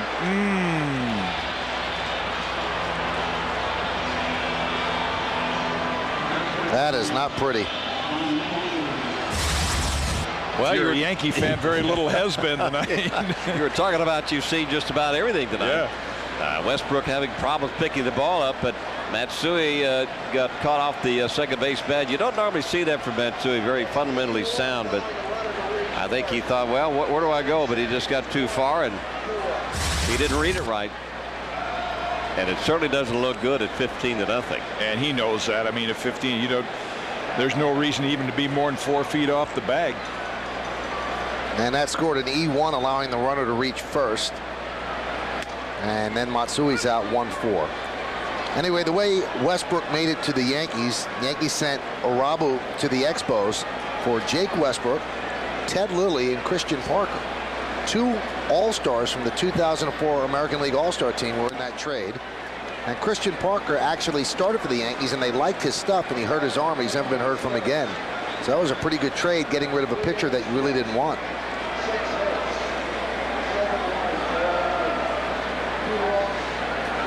The 2-1. Driven down the left field line and foul. Then he ended up departing the Yankees in another very good trade for the Yankees. The Yankees sent Westbrook and Ricky Leday to the Indians for David Justice. Got him a World Series. David Justice was the MVP for the, was he 2/3 of a year he was here? A little over half a year? Check swing right back to Westbrook. There's one. Not in time.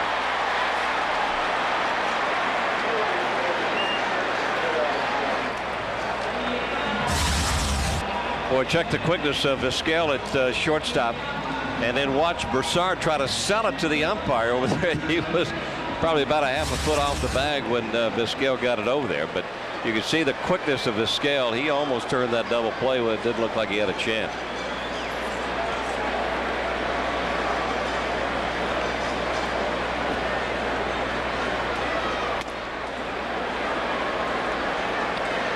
The only other guy that I used to see hold that glove, the glove looks like it's pasted onto the hand, was Mark Belanger, from the Baltimore Orioles. And Joe Morgan at second. Yes, Joe had a real small glove, and the glove just looked like it was part of his hand.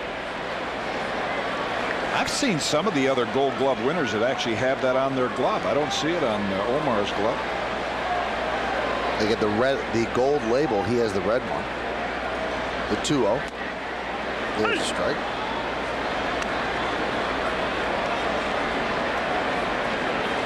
He's got 7 to catch up with Kitty, though. he's got to work a little harder to get his. That's served into right field, a base hit for Miguel Cairo. Olrud will advance to second, and Cairo's on with a 2-out single.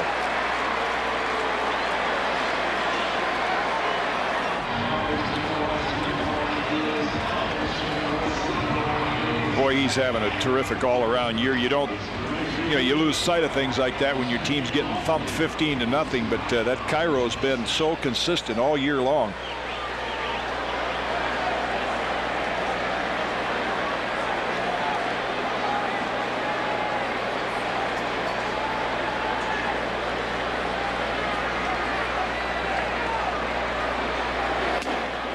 And the pitch to Lofton is a strike.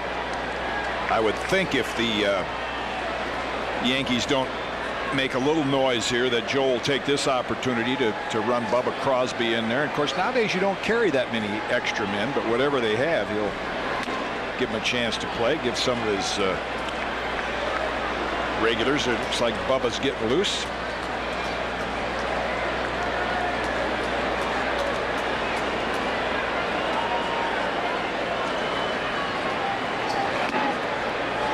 Strike to Lofton. Lofton 7 for his last 16. Once he got that 2000th hit in the final game in Cleveland, a lot of pressure was taken off his shoulders, and really started to swing the bat pretty well again.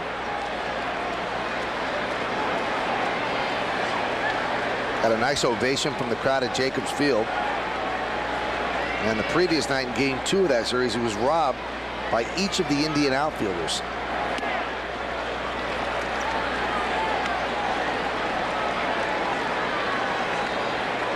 Jake Westbrook out there saying, please, just let me get one more out.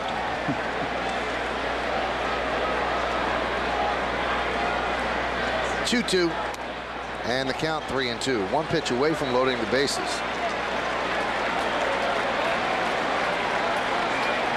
Bernie Williams, he of the 10 career grand slams, is on deck.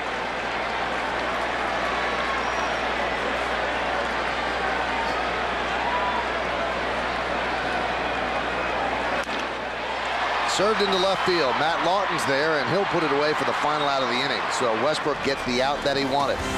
Yankees get two hits, one error, and they leave two. We played 5 here at the stadium. It's 15-0 Cleveland. New left fielder Bubba Crosby comes in. So that means Hideki Matsui's night is over, and so is Posada's.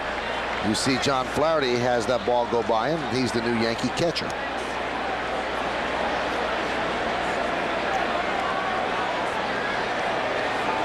C.J. Nitkowski still out there. He faces Jody Garrett.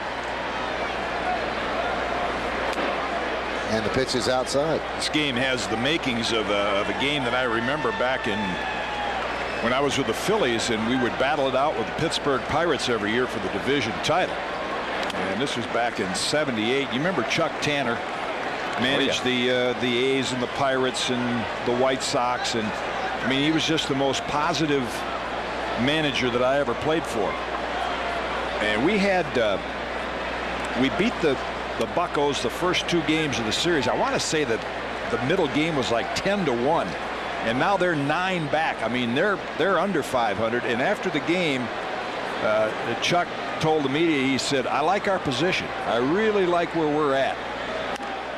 And you know, Larry Bowen knew that I played for Chuck and had a lot of admiration for him. He said, "What in the world is wrong with your buddy? I mean, what's he thinking about?" I said, "You know, don't sell him short." I said, "He's always building up his ball club." Well, I think that put him 9.5 back. We finished the season with the Pirates in Pittsburgh, and we had to win the game on Saturday to win the division by 1.5 games. Wow. So every day I was saying to Bo, because Bo was getting quieter by the night, I said, "Hey, Bo, just keep going out there and play. Don't worry about what he says." Yeah, we won 15-4 and 10-1. And I think that put the lead at maybe 9. And then the Buccos won the last one, and they went on a tear. But I mean, that's just some of the psychology involved in managing a ball club. When you see a game like this played by a team that you're not accustomed to seeing play this way. And that ball gets through the legs of Flaherty, but the runner stays put at first. You know, Torres, he's the same way. I mean, he's as positive as anybody for a manager. He's a good player's manager, and I'm sure on the post-game show tonight with Susan Waldman, Fred Hickman, you know, he'll talk about Vasquez, and I'm sure he'll say, "Well, yeah, Vasquez had pretty good stuff, except the location wasn't there, and the arm angle maybe have dropped a little bit." Ground ball to Jeter. There's one. That's all they'll get.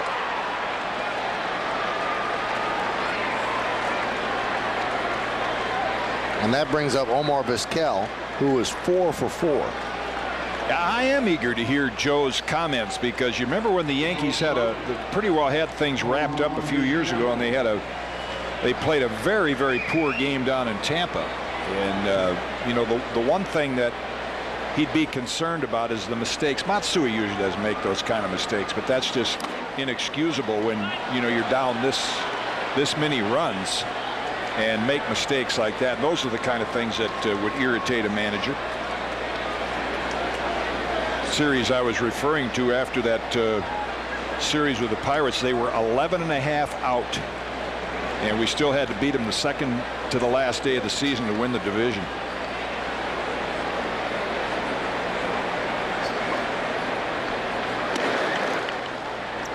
Managers like a lot of times they like to read the body language of their players, you know, and see if they've either packed it in or if they're still trying, and whether they have their heads down or their heads up, and they have their head in the game. So a lot of that, you know, will be watched. I mean, that's what a lot of managers do. You know, they'll tell you, say, "Look, you know, you're going to have games like this, but you got to keep your head up, and tomorrow's a new game." And especially, you know, that sounds like an old cliche in baseball, but it's true. I mean, when you play 162 games, I mean, you're not going to play every game perfect.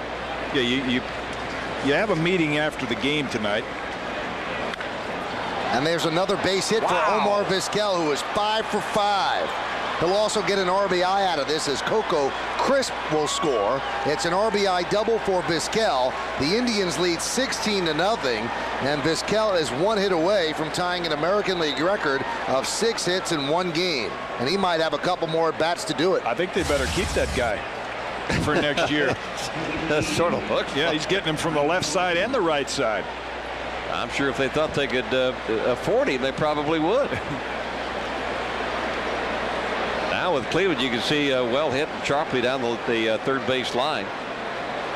I was saying, if you're Joe Torre after this game, you have a closed-door meeting and get real serious and say, okay, guys, you know, over 162 games, you're going to have a game like this once in a while. Well, let's make sure it's only one. Yeah. Vizquel with his third 5-hit game in his career.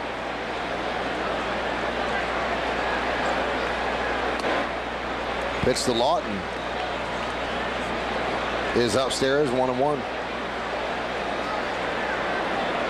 Esteban Loaiza is pitch for pitch with Nitkowski, although his pitches are being thrown in the bullpen.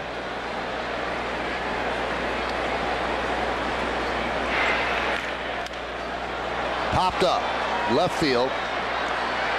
Crosby's there. 2 down.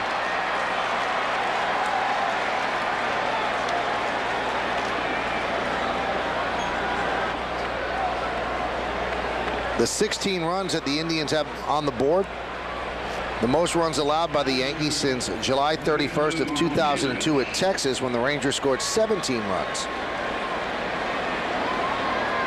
A lot of crooked numbers on that board.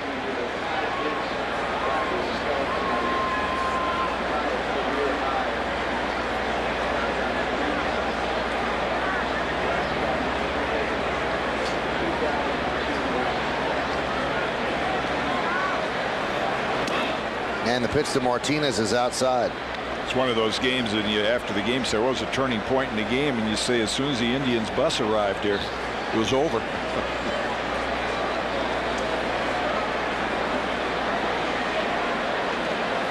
(1-0).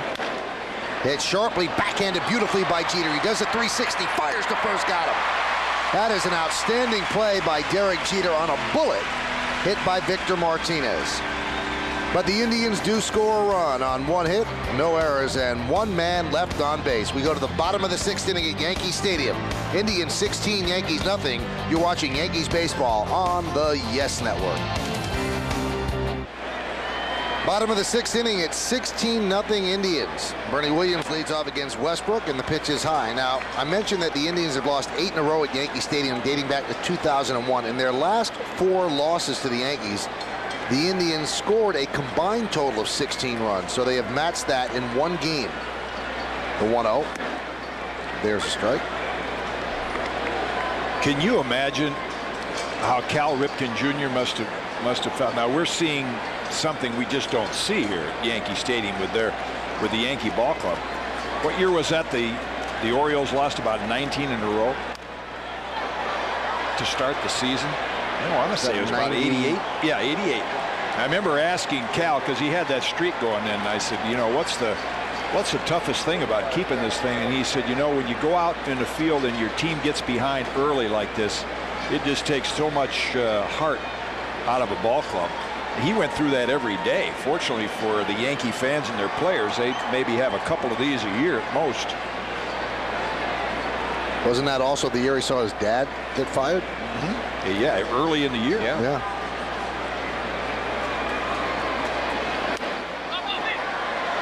Popped up behind the plate. Victor Martinez gives it a look, runs out of room. A couple of changes for the Indians. They have a new third baseman, so Casey Blake's night is over. John McDonald takes over at third, and a new first baseman as they give Ben Broussard the rest of the night off. Josh Phelps. Phelps they acquired from Toronto. McDonald is a product of Connecticut. He's always done well. I think he had about a 5-hit game coming in here a couple of years ago with 5 straight hits. Slow roller. Westbrook off the mound, and will tag Bernie on the way by, as Phelps kind of was sleeping there at first base, never got to the bag, 1 away. Josh says, I'm a DH. I'm not used to this cover in the bag. Take it yourself. And Westbrook has to react quickly at the last minute. Decides to tag Bernie just before he gets to the bag.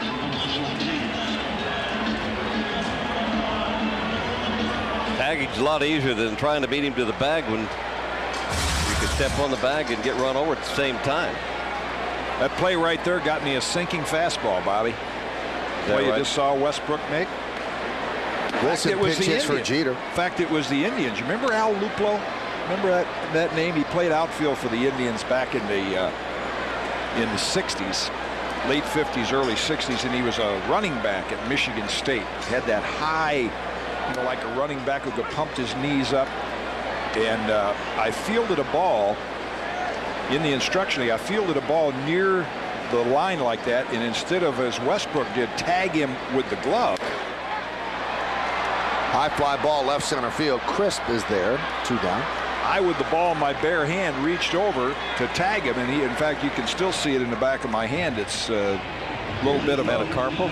No, it's just a fractured bone there on the middle finger, the back of the wrist. And when I came back from that, all the pressure was on my other finger, and all of a sudden, when I threw the ball, started sinking. So. But when I saw Westbrook make that play, it brought back some memories of that. Well, give me a hammer. I know some pictures I need to go take a hammer to their hand, you know. Yeah.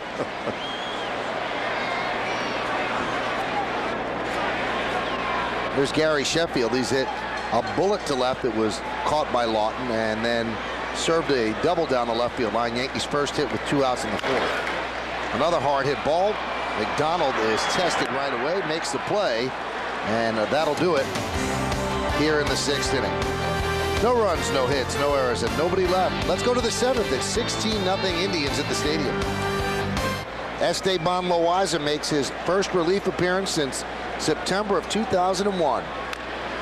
And the first pitch to Hafner is fouled off. That's only fitting. A double header on Labor Day, and town ball in the little towns like I grew up in, the baseball season opened with a doubleheader on Memorial Day and it closed with a doubleheader on Labor Day. Always a tradition. Yeah, and in the big leagues, you always played a doubleheader Memorial Day, 4th of July, and Labor Day.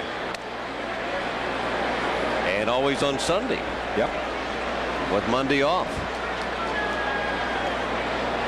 The days of free baseball have gone away, but they come back on Labor Day here at the stadium. The 1-1. 1-2.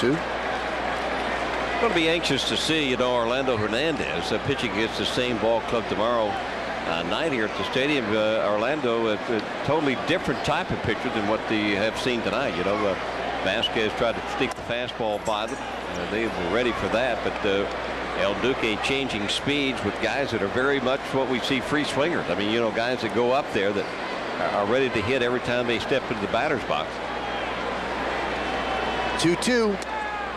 Just missed on the outside corner. 3-2. Again, as bad as a team looks, like the Yankees look tonight when you don't pitch well, the advantage they have, as you mentioned, El Duque, every night they send a pitcher to the mound who is a quality big league pitcher. They're not all pitching that way right now, but you got Vasquez, Messina, and Brown all capable of pitching shutouts, as well as El Duque. Well, the first batter Loaiza faces, he walks. We want to remind everybody this copyrighted telecast is presented by authority of the New York Yankees and may not be reproduced or retransmitted in any form, and the accounts and descriptions of this game may not be disseminated without the express written consent of the aforementioned New York Yankees. John McDonald with a ground ball at third. There's one. Not in time, back to first. Well, that's an accomplishment in itself. John McDonald from New London, Connecticut, and often has his parents in attendance here. He went 2 for 2 a couple years ago in a game, and he's better than a 500 hitter here at Yankee Stadium. Beats out the return throw.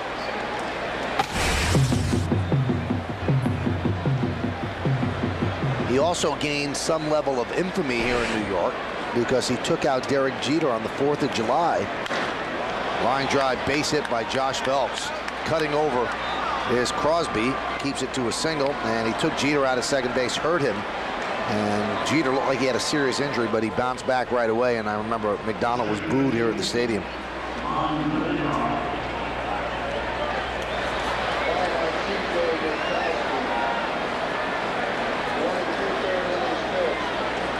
Here's Ronnie Belliard.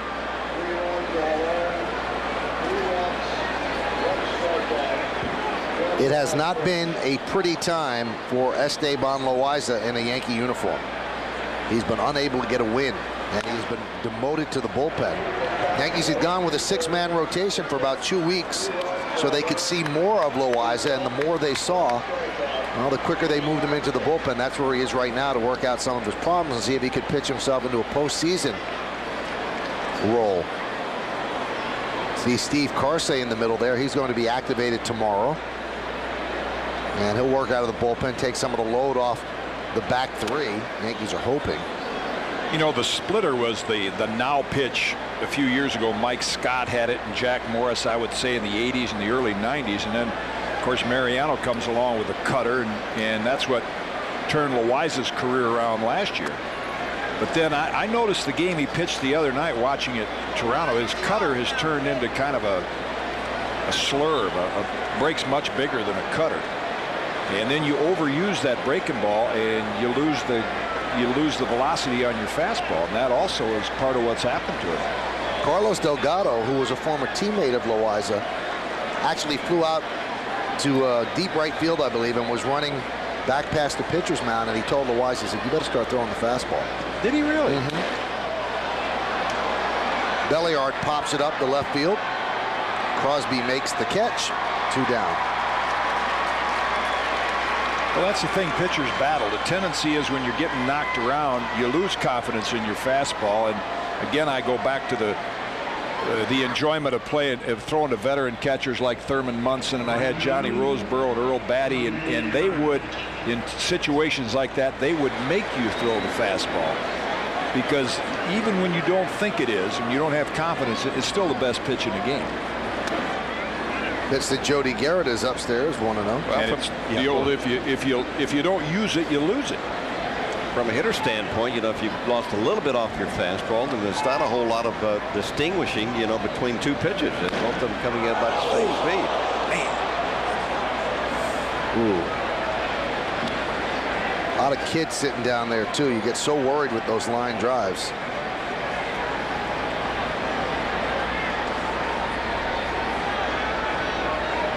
And it looks as if everybody's okay. Everybody's smiling. That's a good sign. Well, they were looking for the baseball. They didn't realize the baseball bounced back out on the field.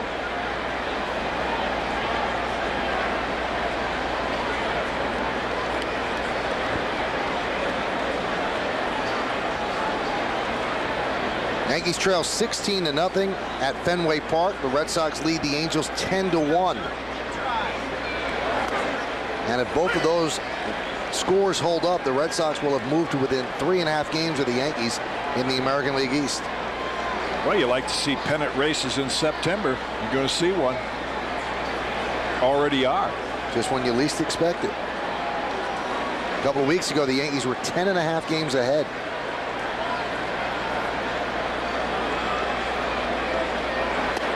Strike 3 outside corner. Jody Garrett down looking. For the Indians in the 7th, no runs, a hit, no errors, and 2 men left at the end of 6.5 innings of play.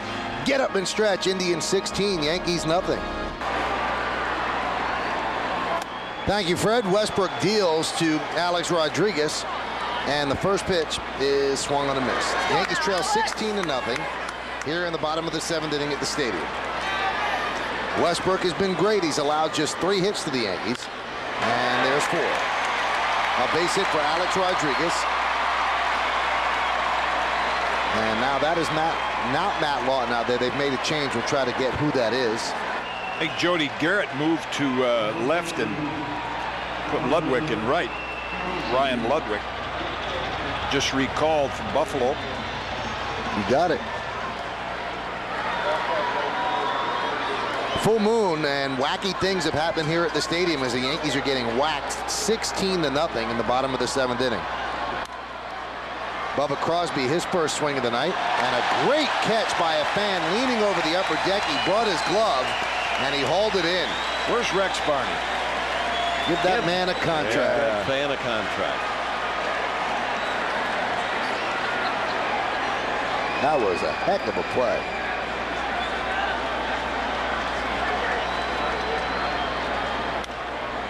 Serves it the other way again. Now, they called up Crosby today. He was activated today, and the reason they do that is they want to present a pool for the postseason. Because as long as you have people on the injured list, then you could present a person on the injured list as part of the 25-man roster for the postseason. So this doesn't mean that Bubba Crosby is going to be on the postseason roster, but it gives the Yankees the option with injured players on that roster of allowing him to stay there or move the injured player on. The same thing that's going to happen with Steve Karsay. Steve Karsay is going to be activated tomorrow off the DL, which means if he was on the DL and part of the 40-man roster as of August 31st, he can still be part of the playoff roster when that comes around. It just gives them a pool from which to choose. Yeah, and Bubba could be a valuable guy postseason. I think he's the Yankees' best outfielder. He's their best center fielder. And he's got some speed. Sometimes, you remember when Homer Bush was here in those postseason games, just having a guy late in the game that can steal a base can be important.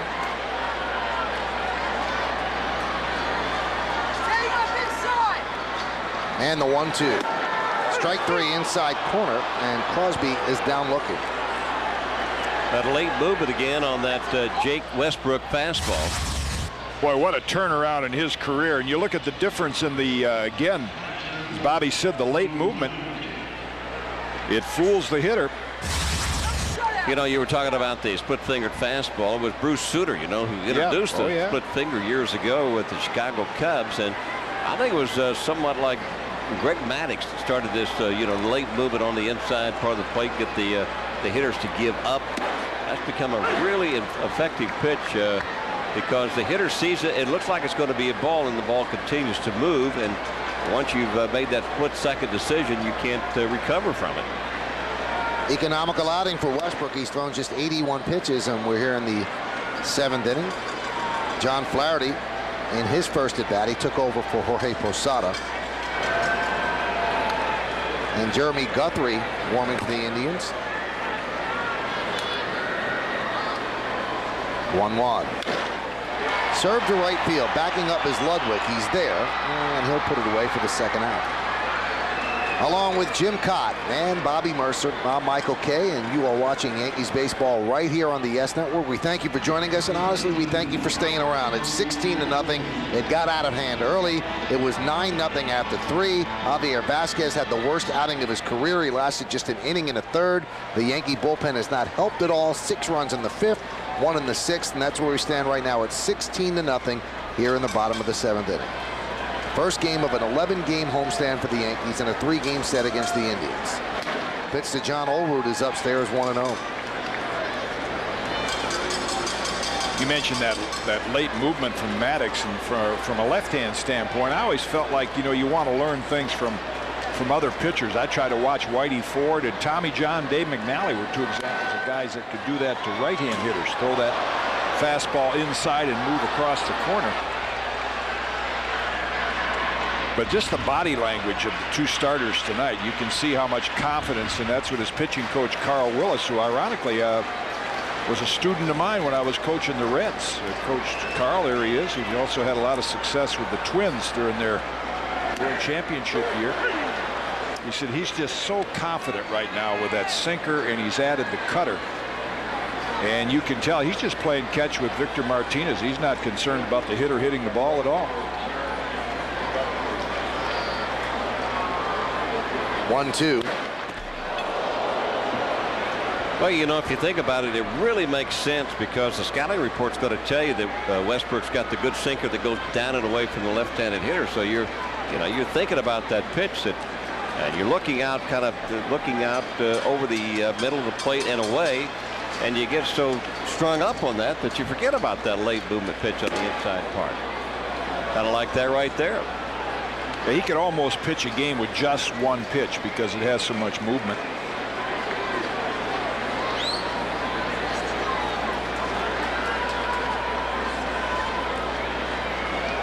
Two-two.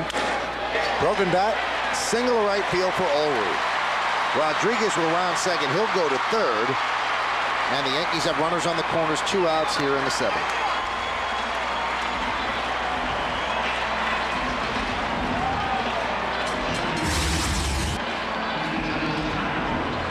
A late movement again was a little bit more out towards the middle of the plate, and Olerud, what was it, the pitch before that where he really got out in front of that inside pitch and pulled it into the Yankee dugout. That was a little bit more towards the middle of the plate. Cairo slices one foul. Boy, they're getting some tough souvenirs down there over that first base dugout.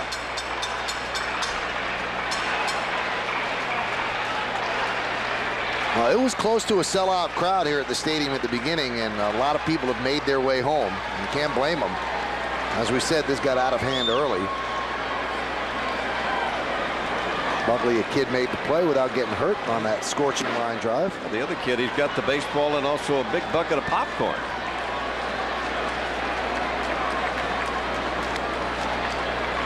Now he just has the bucket of popcorn. No, he's just got the popcorn.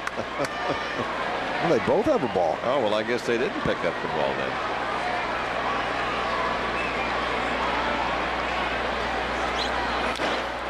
Grounded toward third. Charging McDonald, and he fires to first, and that'll end the inning. As A-Rod, for some reason, was diving back to third base here in the bottom of the 7th inning, and Rob Thompson is having a talk with him. He probably forgot how many outs there were. Watch this right here. For some reason, he just dives back to third. Maybe he thought that McDonald had an easier play at home. What a night. Top of the 8th inning, 16-0 Indians here on Yes. Check that moon out.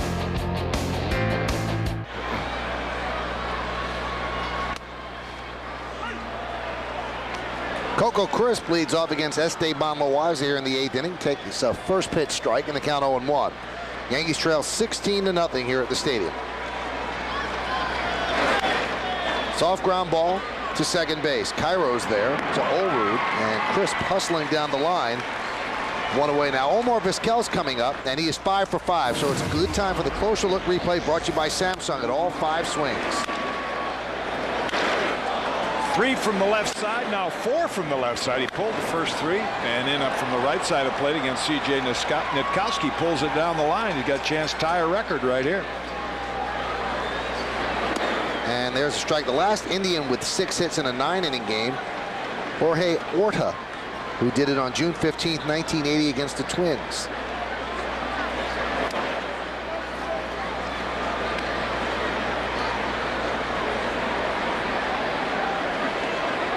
Last player with 6 hits, Carlos Pena, who did it last year, or check it this year, May 27th. Carlos, the first baseman of the Tigers. 2-2. Well, you can have yourself a good 2 weeks in one night. Yeah.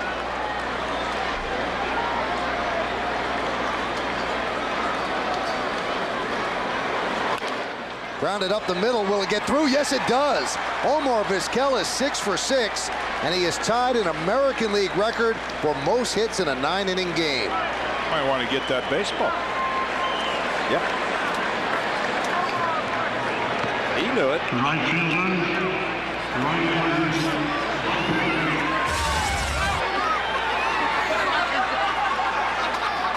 Right through the wickets.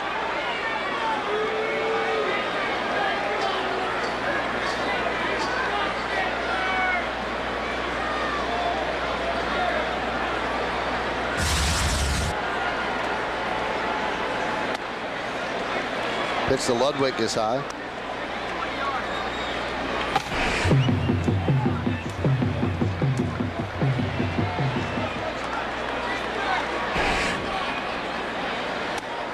Well, Vizquel started the day at 302, and when he looks up at the scoreboard tomorrow, unless he comes up again, he is going to be at 311. A nice 9-point game. Shows you how many at-bats he has if he only gained 9 points with 6 hits. Usually we like to pick up 2 points a hit. Now those are 6 hits in a game, and nobody's ever gotten 7 hits in a game, right? In the American League, the National League, Rennie Stennett. Yeah, He's done it, but I mean, what about tomorrow night? Can you? What's the consecutive hit? That's up there in the Record. double digits, I think. Is it really? I think so. Was it Jim Bottomley got to 12 or 13 hits in a row, or Walt Dropo or somebody like that? Lawton, or should I say Ludwig, fouls him. You mentioned the Stennett game, and I flew to Chicago on a day ahead of time because I was pitching the next day, and I thought, oh, the Pirates are playing the Cubs. I think I'll just go over there and take in a game at Wrigley Field. And that was the day, 1975, September, I believe it was, that Rennie Stennett got 7 hits. Ludwig down looking, and you were looking at the Indians in-game box score, which is sponsored by our good friends at your Tri-State Lincoln Mercury dealer. And in that box score, 6 out of the 16 hits for the Indians off the bat of Omar Vizquel. Well, the most hits consecutive in a season in the American League. Mike Higgins did it for Boston back in 1938, and also Walt Dropo. Yeah, with the Detroit Tigers back in 1952, July of 1952. So it's 12. Mike Higgins, better known as Pinky Higgins, who also managed the Red Sox for a while. And of course we got Mike Hegan right in the booth next to us, former Yankee first baseman. You talk about some good hands at first base. Oh, he could pick it. Well, it's a great genes. Who had better hands behind the plate than his dad, Jim Hegan? Yeah. There's Mike on the left.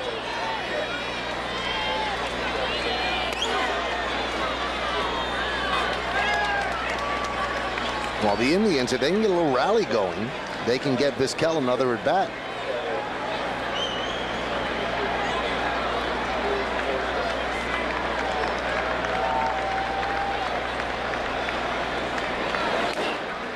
Count 2-1. I'll tell you what, you asked for something, Mike Schenkman, our statistician guy, he's got it. Did you say old? Well, I meant old. Oh, okay.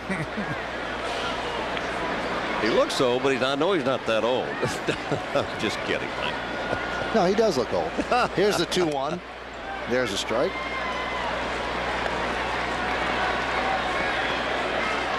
And the count 2-2. So Loaiza in his second inning of relief work. His first relief outing since the end of 2001. He struggled as a starter in the rotation, and he is making his first appearance out of the bullpen. And the count 3-2. 16-16-1 for the Indians, 0-5-0 for the Yankees. Looks like they'll have the night off.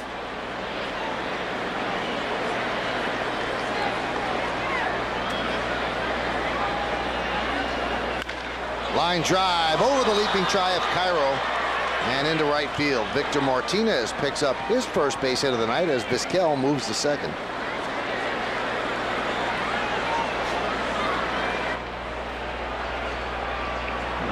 So runners on first and second and 2 outs for Travis Hafner.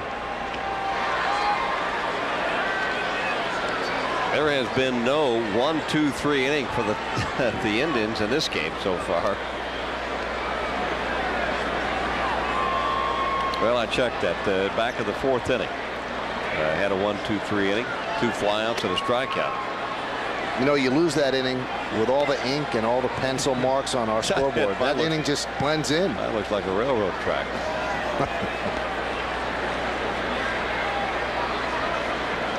Martinez singled the 17th hit by the Indians. And the count 2-0. Going back to that Anaheim series, the Yankees really have gotten pummeled here at home. 4th straight game, which is unusual. We said earlier the Yankees have the best home record in baseball. Rocketed to right field, and Kenny Lofton makes the play on Hafner for the final out of the inning, and Hafner really hit that ball hard. So the Indians, no runs, 2 hits, no errors, and 2 men left on base. We go to the bottom of the 8th inning, 16-0 Indians.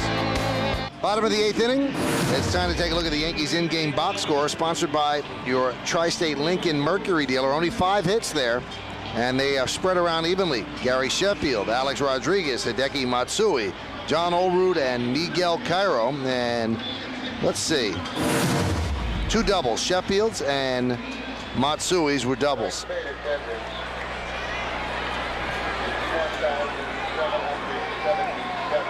$51,777, and the man on the moon here at the ballpark today to watch this 15 or 16-0 flogging of the Yankees by the Indians.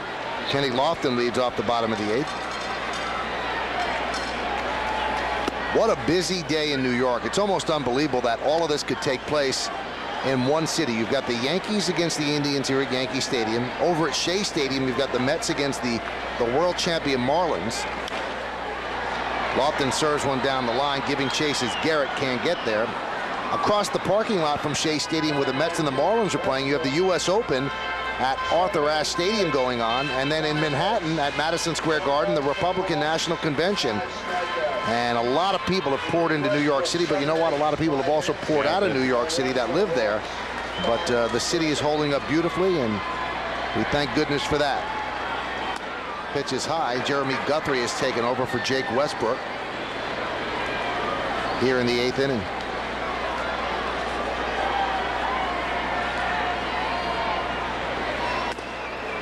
And the count 3-2. Top draft pick for the Indians out of Stanford.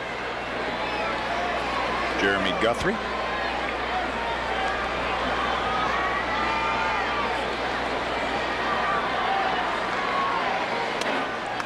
And he's a little bit pumped up.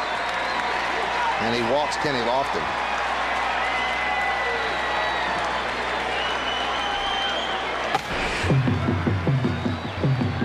That's a nice opportunity to come into games like this. But then on the other hand, if you're Jeremy Guthrie, the only thing you can do is look bad. You say, well, if you pitch well, you say, well, big deal. You know, 16-0 game. So sometimes you put a little more, carry a little more tension to the mound, put pressure on yourself, try to throw strikes. Not his major league debut. He did that a couple of days ago against the White Sox. He went 1 inning, struck out 1, and hit a batter.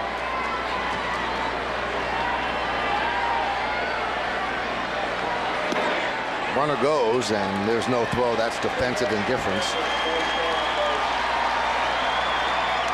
Hey, tomorrow on Yes, the Yankees are back in the Bronx for Game 2 against the Indians. Complete coverage begins at 6:30 with Fred Hickman, Susan Waldman, and the Tri-State Quality Ford pregame. Then join Jim Cott, Bobby Mercer, and me as we call all the action beginning at 7 when the Yankees take on the Indians, only on Yes. Bernie Williams pops it up. Vizquel puts it away, 1 down.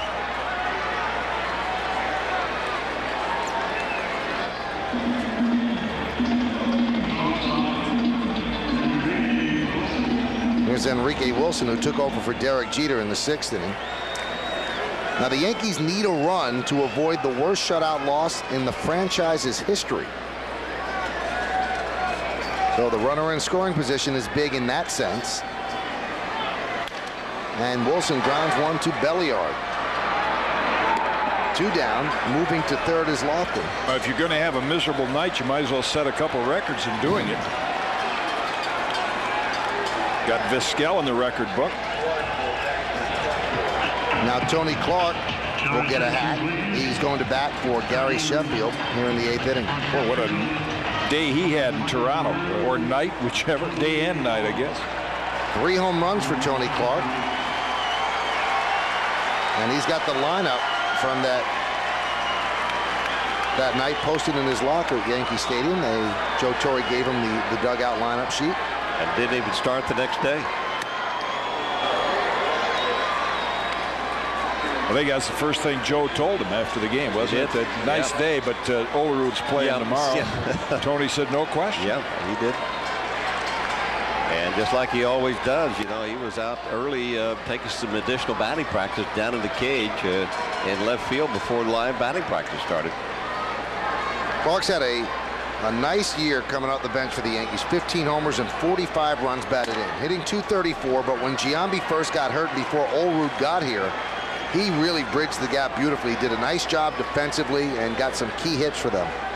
Yeah, even though the average is not the average that Tony Clark would like to have, but if you take a look at the 15 home runs and the 45 RBIs, a lot of those made the difference in a lot of games that Tony Clark played in. It's kind of like John Flaherty. You look at his average and it doesn't really tell you how valuable he's been to the Yankees. Tony has heated up again of late. Take a look at John right there. Tony is 4 for his last 10, and all 4 hits, home runs. Switch hitter batting from the left side against Guthrie. Swing and a miss, and Clark is down on strikes. So the shutout remains. No runs, no hits, no errors, and one man left on base. We go to the ninth, 16-0 Indians.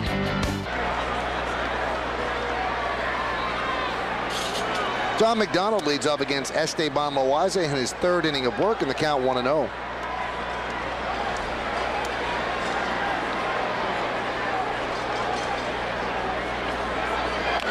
Slow roller, third base side. Loaiza off the mound, bare hands, fires, and what a pretty scoop by John Olerud, one away. Here's Josh Phelps. And there's a strike. Now, we mentioned earlier, and I think if you're a Yankee fan, you know exactly what's going on. The Indians are beating the Yankees badly, and the Red Sox are beating the Angels badly, which would lead you to believe that when you wake up tomorrow, maybe when you go to bed tonight, it's going to be a 3.5 game lead. Kitty and Bobby both said players look forward to the challenge. They don't get nervous. But is there a point, gentlemen, where they start to look over their shoulders and go, wow, this is a lot closer than it was a little bit? Do they get a little bit sweaty about it? I don't think so. I mean, I think they know that. And it's not that the players would say, hey, let's make it close because we want the competition. Certainly you'd rather win the division by 15 games, but I don't think they fear it. I think they all say, this is part of a 162-game season. You're going to have some, go through some downtimes. And, I think the good teams like the Yankees, you overcome that adversity. I think you get a little concerned that 10 days from now, if they're 3.5 games back of the Boston Red Sox. I mean, the clubhouse humor comes out. Well, this is where the veteran leadership really comes. But I know from being on teams where, you had a lead and planned on winning. And the Phillies were a good example when the Pirates started sneaking up. And, you look around the clubhouse and you see guys kind of like that deer in the headlights look. And you look at them and say, hey, if you're scared, go get a Doberman. I mean, you can't be scared playing this game. You just look ahead to tomorrow and say, it's the biggest game of the season the Yankees are going to play.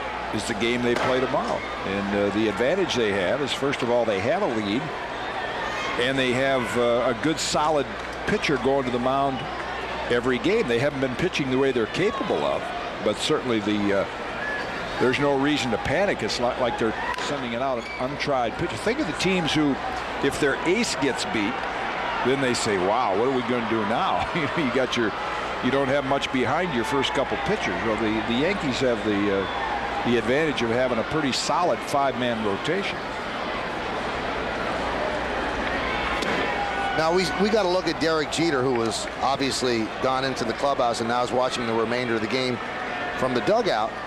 He's not going to scare. He seems to thrive on this stuff, but you can't say that all 25 guys are not going to get a little nervous about it. There's got to be some people in that dugout that won't like it. No, but I think that a lot of times that the players like Derek Jeter, they begin to turn it up a notch or two, too, and that's the veteran leadership and what Jeter, he's been through this before. I mean, since 1996, he's been through a lot of seasons, where the Yankees have played well and then they didn't play well. And so they know that there's a lot of games still left to play, as Kitty was talking about. I mean, they've got, 31 games left to play, so there's a lot of time to play. And they understand their schedule. They understand that they're home most of the time now in the month of September. That's going to help quite a bit. They just got to play better. That's all there is to it. Can you imagine if the Red Sox had the 10.5 game lead and it was now down to 3.5? The panic that would exist in Boston, not only among the fans but the front office. But here, I think the mindset is that the Yankees have been down this road before. They've won a lot. And they know what it takes, so there's no reason to panic. They're still pretty much in the driver's seat. That's the advantage of building a 10-game lead. Jody Garrett hit one deep to right field. That ball is gone. A 3-run home run for Jody Garrett, and the Indians will now lead 19-0. And with that swing, that ensures that Omar Vizquel is going to get another at bat. Wow.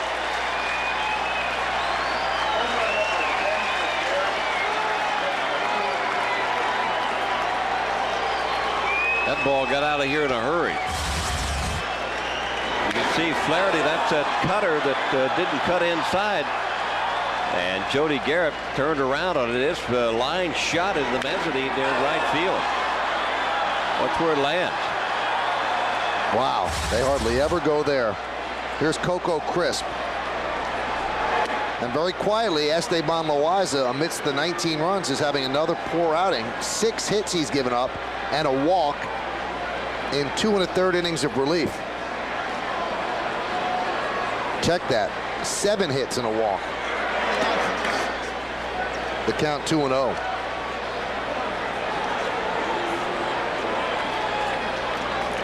I wonder if Omar knows that he could be the first guy in the history. Yeah, in the American League. In the American League, sure he knows. Sure, the Indians PR department called down to the Well, he clubhouse asked to for the alert ball him. when he got his 6th hit, so he knew that he had tied That's a true. record. That's right. That's true. That's right.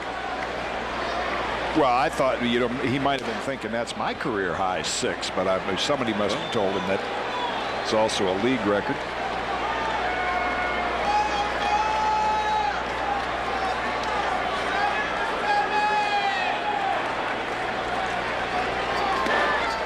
And a walk to Crisp, and that'll bring up Omar Vizquel. Now, there have been 2 7-hit games in Major League history. One by Rennie Stennett in 1975, and then you have to go back to 1892. And Uncle Wilbert Robinson picked up 7 hits. In a 9-inning game. Right, in a 9-inning game. That really Stennett 7-hit game. I wonder what the final score was in that game. The pitch to Vizquel is a strike. I mean, you got to be sending some men to the plate to get up 7 times. I think the Buccos probably won that in pretty easy fashion. The 0-1. Grounded softly to first. I wonder if the crowd knows, because they did give him a hand when he came to the plate, maybe just because he was 6 for 6. But I'm not sure how many people here would have it just in their recesses of their mind that 7 hits is the record. That Rennie Stennett game, the Pirates won 22-0. Say that handedly. The 0-2. Very similar to this game.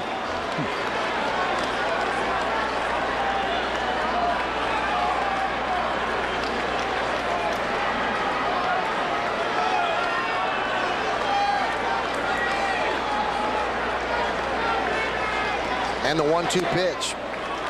And the count 2-2.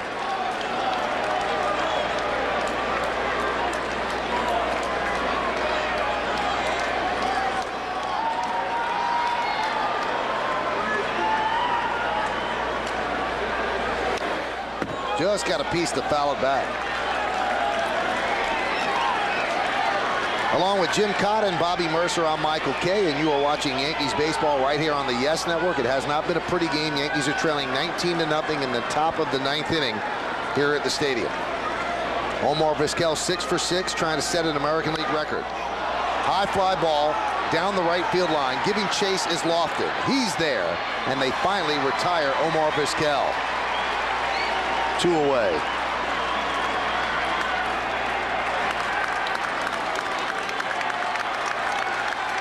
And the crowd at the stadium gives him a pretty nice hand, what's left of it. Yeah, that's pretty classy. I think a lot of people are aware of what he was going for. Very classy. Teammates say, hang with him, you'll break out of it tomorrow. Here's Ludwig. Fouls one off the other way. Right now, Vizquel's 0 for 1 in his last at bat. Only as good as your last at bat. Yeah.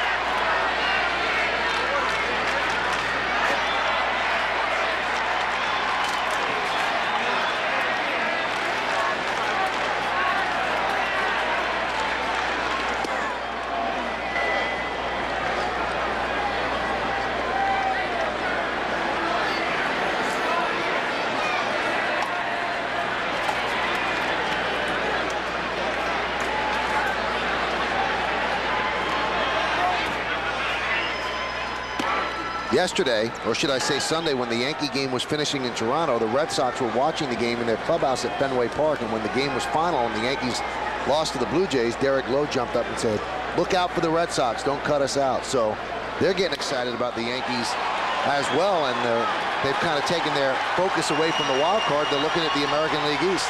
A base hit for Ludwig.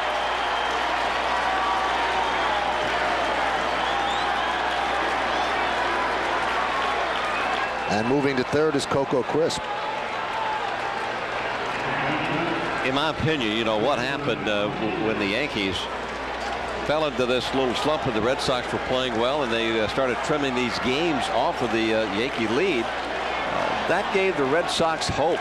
You know, and that's one of the biggest things that can happen to a ball club, is to get a lot of hope back into your club with the optimism that goes along with that. I don't think anybody ever thought that the Red Sox were as bad as being 10.5 games back of the Yankees. Victor Martinez with a 3-run home run. And the Indians, adding insult to injury, now lead the Yankees 22-0.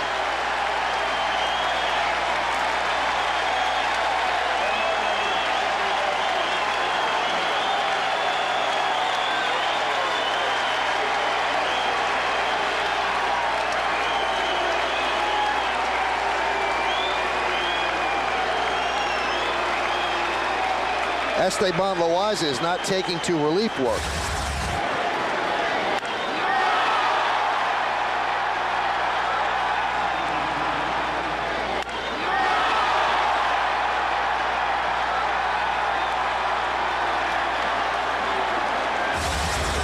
And here's Travis Hafner, the 9th batter to come to the plate.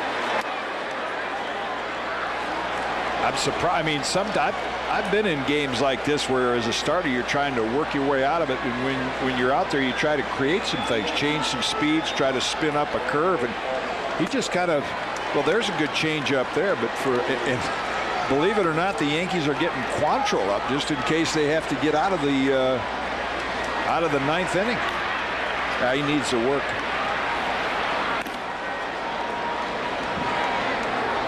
The 1-1. There really is nothing to do but say, hey, that's just one game. Joe Torre's not going to yell at his team. You don't yell about a game like this. This is just one of those games. In fact, if the Yankees don't score a run in the bottom of the 9th inning, it's just 2 of those games in Major League history. The Pirate game? The Pirate game in this game would be the worst shutouts in Major League history. The one with Rennie Stenick going 7 for 7. Huh? Since 1900. Yeah. There was a 28-0 game in 1883. Well, how lucky am I? I'm in the ballpark for both of them. And a strikeout of Hafner, and that'll do it, a 6-run 9th. Maybe it's because of for you. the Indians. It's 22-0 as the Yankees will have their last licks coming up. Well, we go to the bottom of the 9th inning, and the Yankees want to scratch across a run so they can avoid being part of the biggest shutout in Major League history, the largest shutout, 22-0, only done once before in the Rennie Stenick game. And A-Rod fouls it back. We do stress that that's since 1900.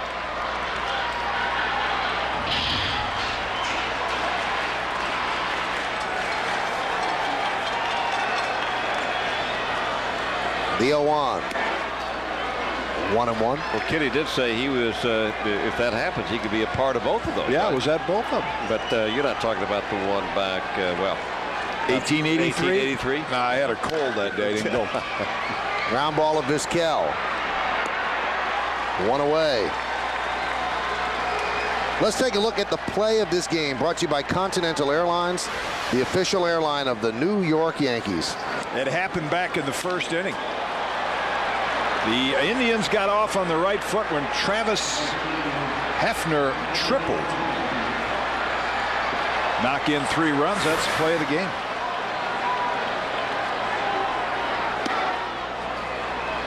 Pitched above a Crosby is outside 1-0.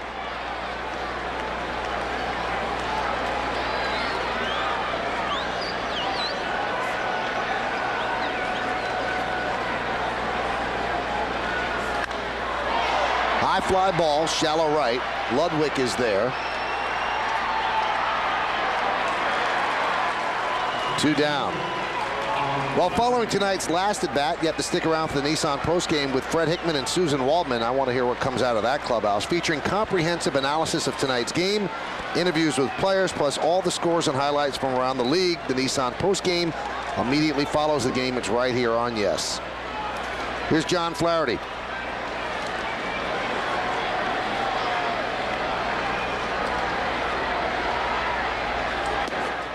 And there's a strike.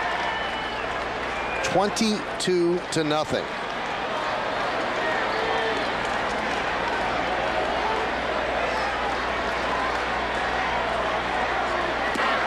And another strike by Ludwig, and the count is, I'll check that, Guthrie. It's 0-2. I've been here a long time. I've never seen a game like this. Obviously.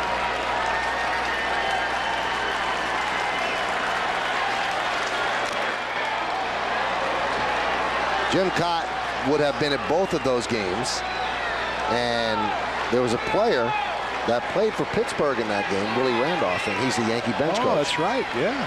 Back in 1975, before the Yankees traded Doc Medich to the Pirates for Willie Randolph.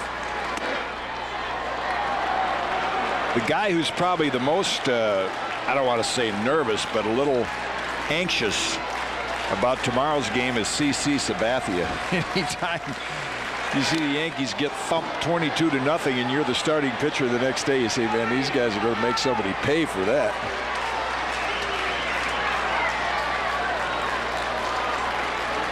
The Yankees don't have an easy chore either. I mean, it's one of the better left-hand pitchers in baseball.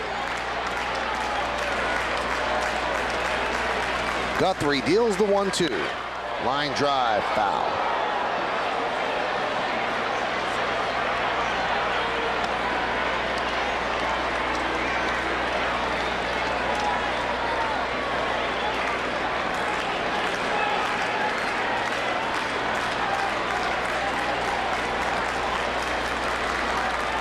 Guthrie in his second inning of relief work. Jake Westbrook went 7. And this should do it. Flaherty pops it up. Phelps is there, and he'll put it away, and the Yankees lose the game 22-0. It's the worst loss in Yankee history, shutout-wise. It's the most lopsided shutout in American League history. And it's tied for the worst shutout in Major League Baseball history since 1900. And that's the way it affects the standings. Boston beat up on the Angels. The Yankees get beat up on by the Indians. And now their lead in the American League East is 3.5 games. Omar Vizquel with 6 hits in the game. He made it out his final time as he tried to tie a Major League record held by Rennie Stennett. Yankees fall 22-0. We come back and try to make sense of it all right here.